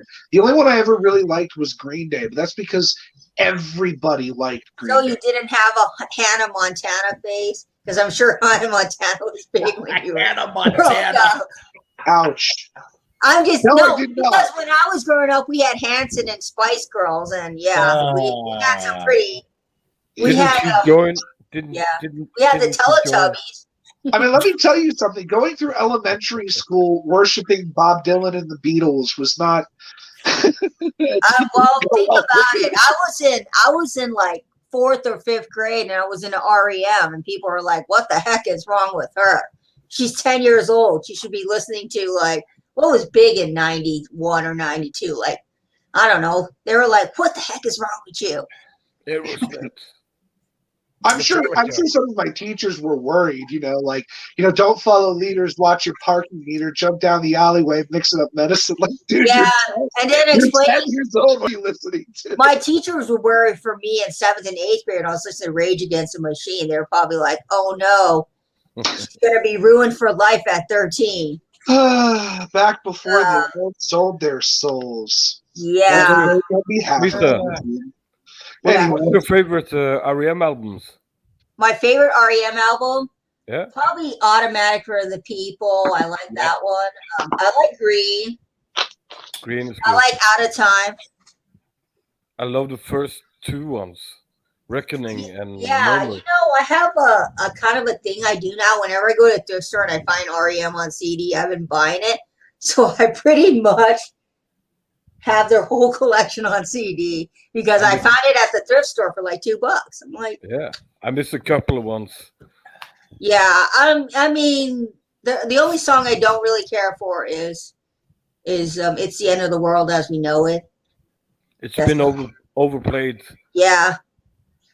Just like losing my. Oh, the Green Tour, nice.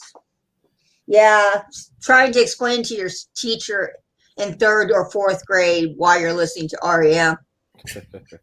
And Metallica, be like, "Oh yeah, I'm trying to, branch out so I don't do anything stupid to myself. So I'm gonna listen to Metallica." I only listened to The Doors when I was 8, 9 years old. Yeah, well, when I was 7, I was listening to Boston, that song, Long Time, whatever. I was listening to that song, and then I found out later what it was about, and I was like, oh. Yeah, it's crazy, like when songs you like and you think are really chill, and then you find out what they're actually about, and it kind of ruins it for you. Like, it's not too bad. I still like it, but there's a song on the 4th Love album, For Sale. It's called Your Friend and Mine, Neil's song. And it's this really mellow, chill song. And, like, I'm not a lyrics person, so if I really thought about it, I could get it. And that I could understand it, I guess. But then I read that book, that biography of Arthur Lee with parts of his autobiography in it. Yeah. And it turns out that was a song about their tour manager that overdosed on heroin. And that's what that's about. So Okay.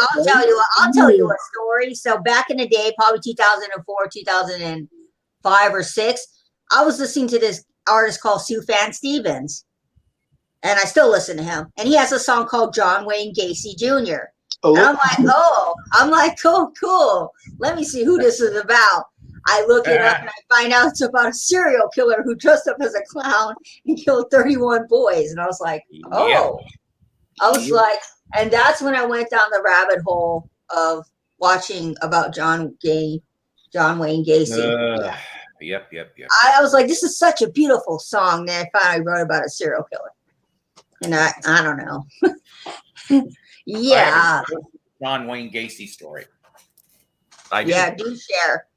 And so, excuse me a minute. So, you know the game 6 Degrees of Separation? I've heard of it. Okay. Yeah. So let me get some more coffee before I spin this yarn that I told you about. This is going to be a good one. Well, yeah. I know I've said this before in one of my live streams, but it's been a while, so maybe some people will forget, or I have new people. So, okay. So, names have been changed to protect. No, screw it. I won't tell you last name. Her first name was Donna. No, it's not my friend Donna Joe Cat Lady. This is. I was going to say, did your cat lady run into John? No. I am mentioning this is not about Donna Joe Cat Lady. This is about Donna, my friend from Illinois that I cannot remember her last name. So the thing is, I knew her in the O's, okay, in the 2000s, and so me and her kind of hooked up sometimes to different degrees. I was divorced. I was a lonely man. What can I say? You go get it, Paul. And that's right. And then she was good at what she did. But the point is, let's hope your girlfriend's not watching this. If Goth Angel's watching this story, Sweetums, is 20 years old. So yeah, don't worry, Goth Angel. You're his one and only boo. So the thing is, I lost a viewer. Shit, I pissed her off. That wasn't intended. So I'll hear it later. So the thing is, I do love. She's my boo. Goth Angel's my boo. Yeah, anyway, Usher wrote that song for you. So the thing is, all right. So here's the degree of separation. I know everybody's like, "Will you fucking get on with it?" So yes. So when Donna was a teenager, she went to Wheeling High School in Wheeling, Illinois. The Doors were coming to town. The venue they were supposed to play in Chicago got shut down 24 hours before they were supposed to appear there. I don't know why. She doesn't even remember why. But there was, I guess they're like, hey, what places around here can we hold X amount of people? Wheeling High School. So with only 24 hours notice, they're like, Doors are going to show up at the Wheeling High School. That's where they're performing now. Go to Wheeling High. Talk about a mini riot back in, if I remember correctly, this was like 67, 68. Okay. That's the time frame. So she is a senior in high school. Concert's over. She gets to meet Morrison. Yeah. She's enamored with Jim. Who wouldn't at that age? You have a one-night stand with Jim? No. No. What she did was...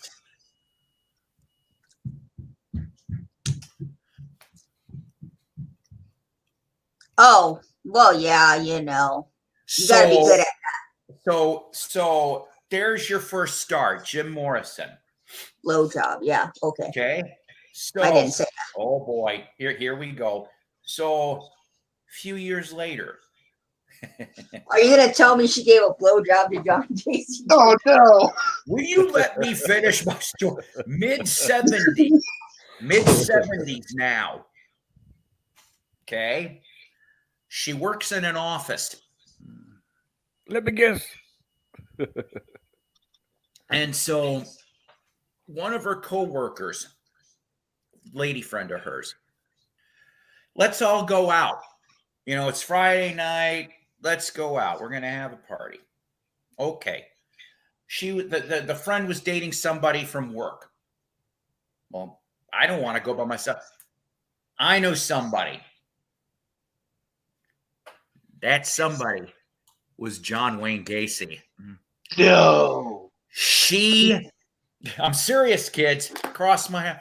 She said the dude gave her the creeps. Creeps. She finished the date. I'm surprised she lived. Because I think he wanted to take her home, or that was his line. And she's like, well, no, because the friend of mine, and it was a nice time. Needless to say, I guess he tried to ask her out again, and that didn't work out real well. She also told me that she remembered that at that time, he had a problem with hygiene, and the BO was bad. So, okay, so there's your Jim Morrison to John Wayne Gacy. But I have an added bonus. So, John Wayne Gacy, his brother, now we're talking more towards Springfield, Illinois now, because that's, I guess, where he came from, around that area. So he was either in high school or something like that, but his brother was the promoter for high school bands, the bands come through the high school. We're talking 1965. 1965. Who do they get in their only U.S. tour for 4 years? They would not be back in the U.S. till 69. Oh. There's your hint. Who can guess where I'm going? It's not the Kinks, is it? Tyler gets the gold star. So I don't even like the Kinks. the Kinks come through Springfield High School or the auditorium or whatever the hell it's called. Since I wasn't there, I'm just giving you secondhand. So the brother of John Wayne Gacy is the one that he was the promoter of the concert. But John worked with sometimes helping out getting the shows ready, sometimes green rooming them or whatever 65 green room would have been for the, and sometimes it was taking the bands either back to their hotel, motel, whatever the fuck it's going to be. Well, in this case, after the Kinks show was over with, John goes off and says, hey, we're going to have a little party back at my place. They all show up. There is no party. There's no one else. The brother wasn't even there. It was John Wayne Gacy and the Kinks. He goes to give them beverages, and John already was giving them the creeps, according to, and like I said, you're gonna have to look this up, but it's true. It's either a Ray Davies interview or a Dave Davies. Okay, it was one of them. Can bring this story up. And their bass player took a sip of whatever the hell the drink was and got sick immediately. They're like, John went to go get more shit. The rest of the band fucking hightailed it out of there. So, yep, there's your John Wayne Gacy Kinks moment that you didn't even know you needed to do. I have never heard that. And I've seen a couple documentaries about that guy. That's crazy. You feel like it'd be something worth mentioning. Wow. Kinks are great. The stupid shit you might learn here on Psycho's Platters once in a while when I got a goodie. The teacher. Hey, Dusty. I'm almost ready to wrap this up, unfortunately. But maybe someone else, after I wrap this up, maybe you'll have a show. Maybe one of I guess one it of should clarify. It's not that I don't like the Kinks. I just never got the hook for them like I've had with other groups, you know? I should have known. I should have known someone was going to come up with. You took the prize, Tammy. You took the prize. Late 60s and early 70s Kinks are awesome. Yes. You got to check out Preservation 1 and 2. Masterpieces. Heard good things. Some hate them. Some fans, hardcore fans, hate them. I love them. I don't know what you, Paul. Preservation 1 and 2?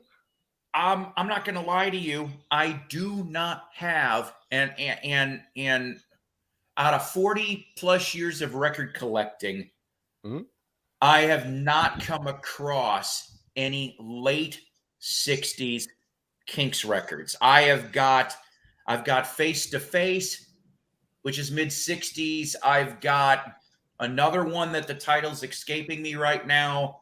And then I have some 70s stuff like Low Budget and That's a good Schoolboy in Disgrace and Soap opera?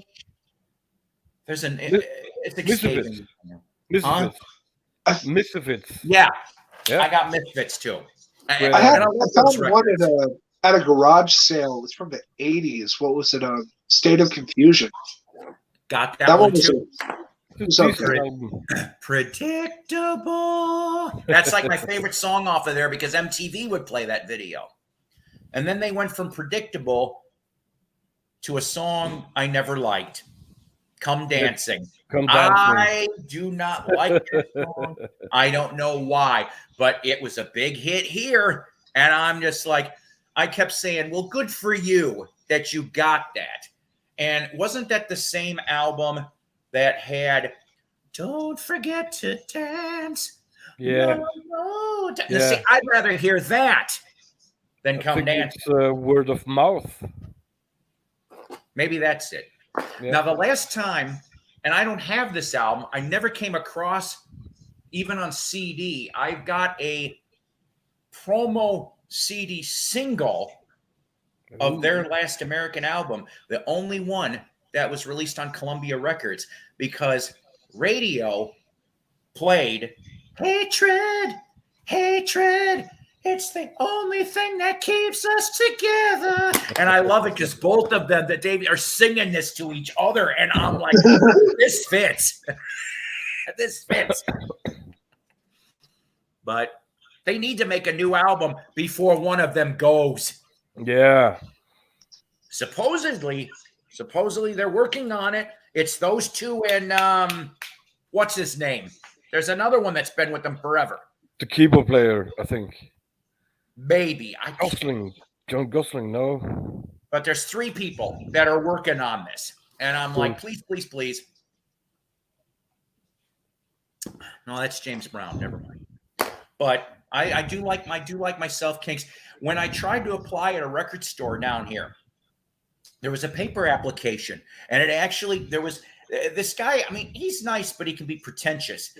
And so he goes off and it was like a 2-page questionnaire on music. I guess he was testing to see if we would know. So one of the first questions that he wrote was Beatles or Stones. And I wrote Kinks. Bravo. And he looked at me and he goes, Kinks, huh? I go, yeah. I said, my alternate answer would be The Who. Yeah. And he's like, I go, I love Beatles and Stones, but don't play that argument against me because I'll come up with an alternate answer every time. Oh, Pretty Things. Great choices. What's the worst? Paul, what's the worst The Who album? The worst Who album? Of the classics. Oh, because I was going to say the worst Who album I can think of right away, I hate to say it, is It's Hard. It's Hard. But then after It's Hard, probably Who by Numbers. Yeah. I like the rest. Yeah. But I think it's hard. It's hard. Yeah, It's Hard could have made a good, strong EP. Yes. Eminence Fronts. God Eminence damn, Front. that's a good song. Eminence Front, It's Yeah. Hard, Athena, and we'd throw a fourth song on there for the fuck of it. Yeah. There's your strong EP. But the album prior to that isn't that much better. I love Face you Dances. better, you bet. My God, Face Dances is an underrated Who album. That thing should have got a lot more love than it got. I'll listen to it again. Yeah. Very soon. And you know what, though? I'll tell you something, Zeb, and I feel pretty ignorant about this. I think Lisa and I brought this up.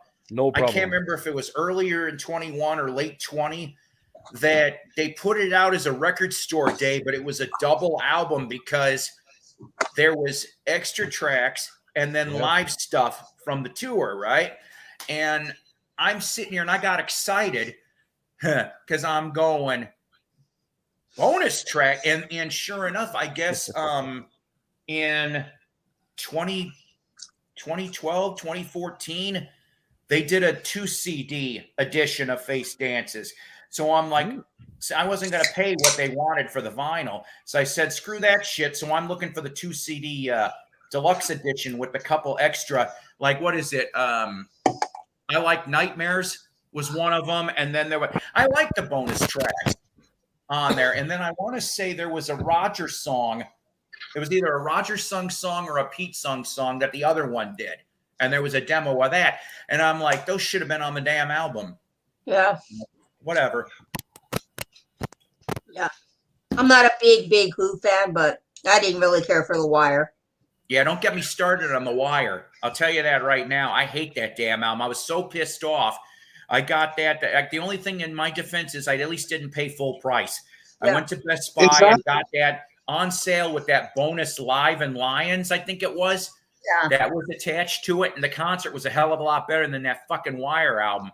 I would rather listen to the Who album the most recent one from 2018. I would rather listen to that than Wire any day of the week. And I like 5 or 6 songs. What's the best live album by the Who, except Live at Leeds? Don't we have another live album? Or I'm thinking, no, I have Live at Leeds, but I'm thinking what other live albums do Who have? Isle at White from 70. That's a good one too. Oh, yeah, I forgot about that one. Yeah, I just own like 70s Who. That's all I own. I don't own any 80s Who. Just their 70s stuff. Just buy a Greatest Hits 2 CD. Then you get most of the Well, you know, 70s, my dad gave me his copy of Tommy, so that's when I started buying Who albums. And most of them I found for cheap. Most of my Who albums have been under $10 online. I call that a bargain. The best I ever had. The best I ever had. What was it? Roger Daltrey, the best you ever had?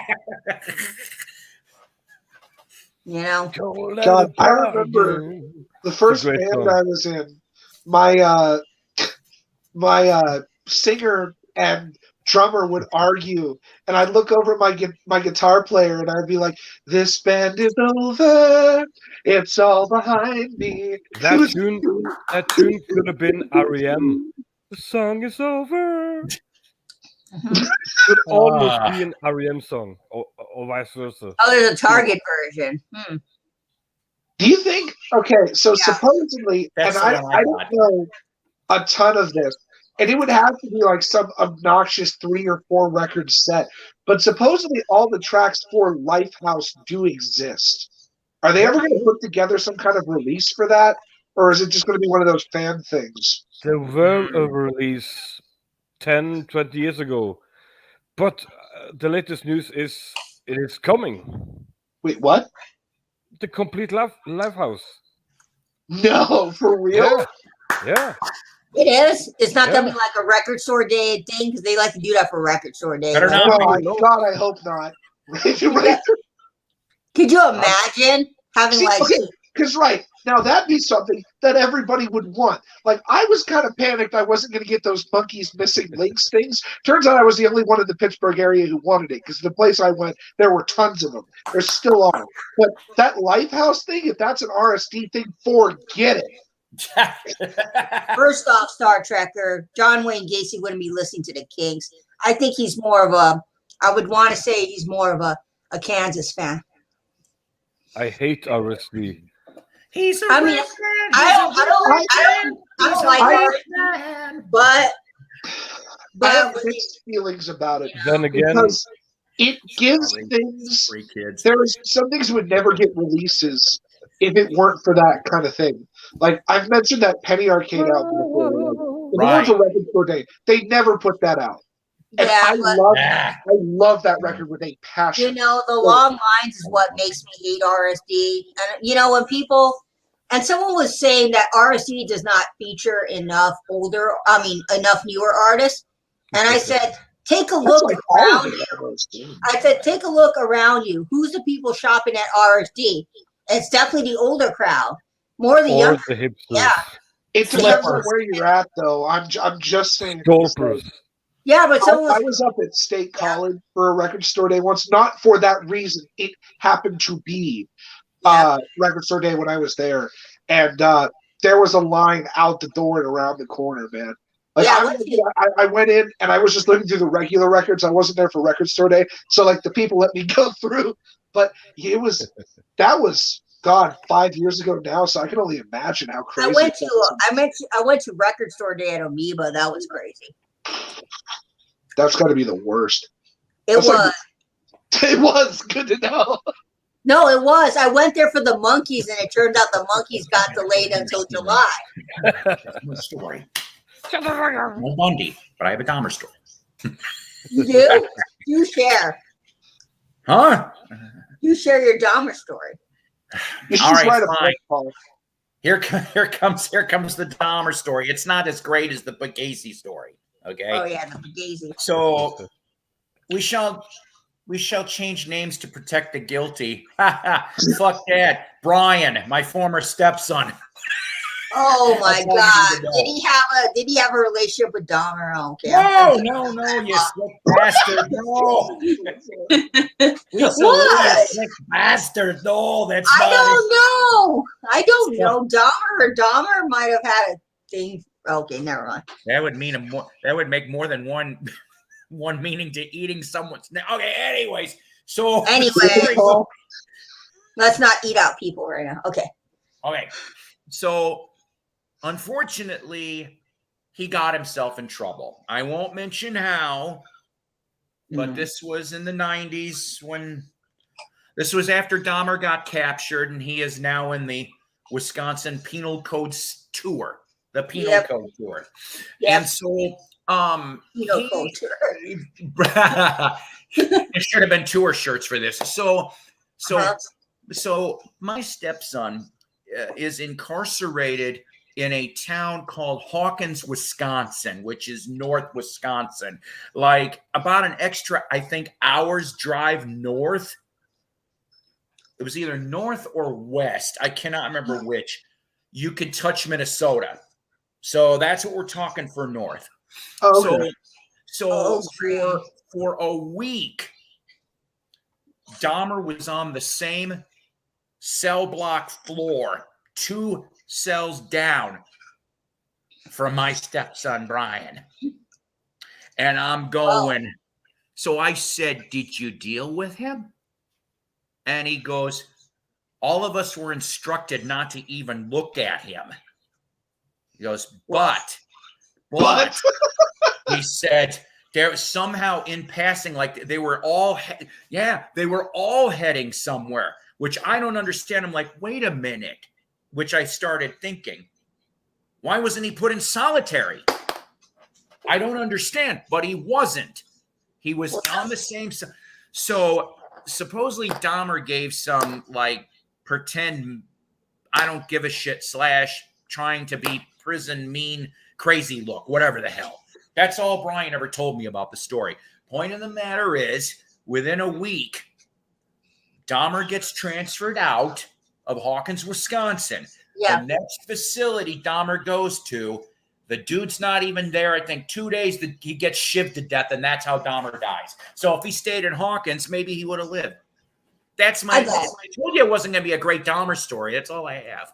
I gotta check this thing out. This guy keeps saying he's blocked by me. I never blocked him. He's still like harping about it. Hi, guys. God. No drama shit. No drama shit, please. Hey, I'm not. He's the one that brought it up. I didn't bring it up. Anyways. That's true. Lauren Bacall did hear the gunshots on the 8th of December from her Dakota. From one Yoko to another Yoko. Hello. One Yoko to another. Oh my God! Have you seen Yoko's performance of Billy Joel? My kid is giving me a dirty look. Your kid's like, I don't know. Tribute album coming. Did I tell the story about the time I listened to my dad's Plastic Ono Band album? Did I tell that story? Yeah. Okay. No? No. Okay. Well, it's not a big deal, but like my dad had a live Plastic Ono Band album. And like I figured I'd just play it, right? And the first side seems okay. What? And I put on the second side, and it's just 20 minutes of Yoko screaming and guitar. Excuse me a minute. I gotta do this. Go ahead, keep talking. Okay. Yes. But I thought that was a joke. I didn't know that was the thing that was actually like the real deal because never been in a Beatles solo. That'll teach you. Yeah. Suffice to say, the next day I took it to the record store and promptly traded it in. Yeah, suffice to say, you did the right thing. Yes, you did, because Yoko couldn't do music. This is the spirit of John talking to you, Tyler. Because look, I told my friend Caleb about it, and he didn't believe me, so I had to pull it up on YouTube.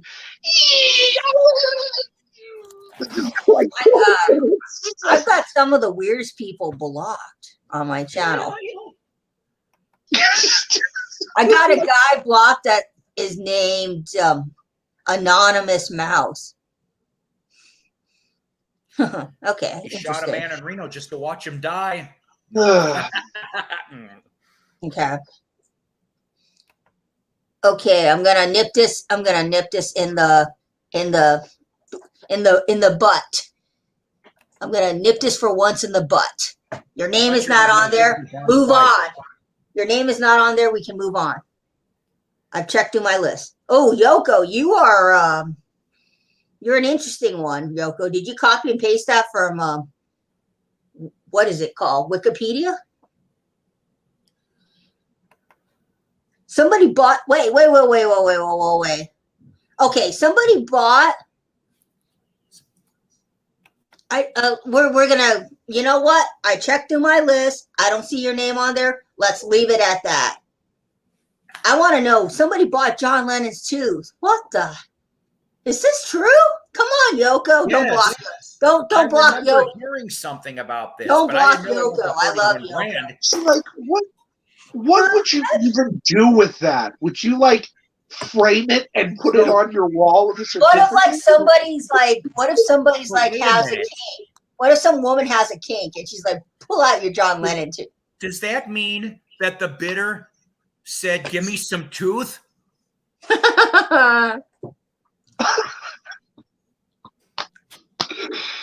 That's right. I'm done with living.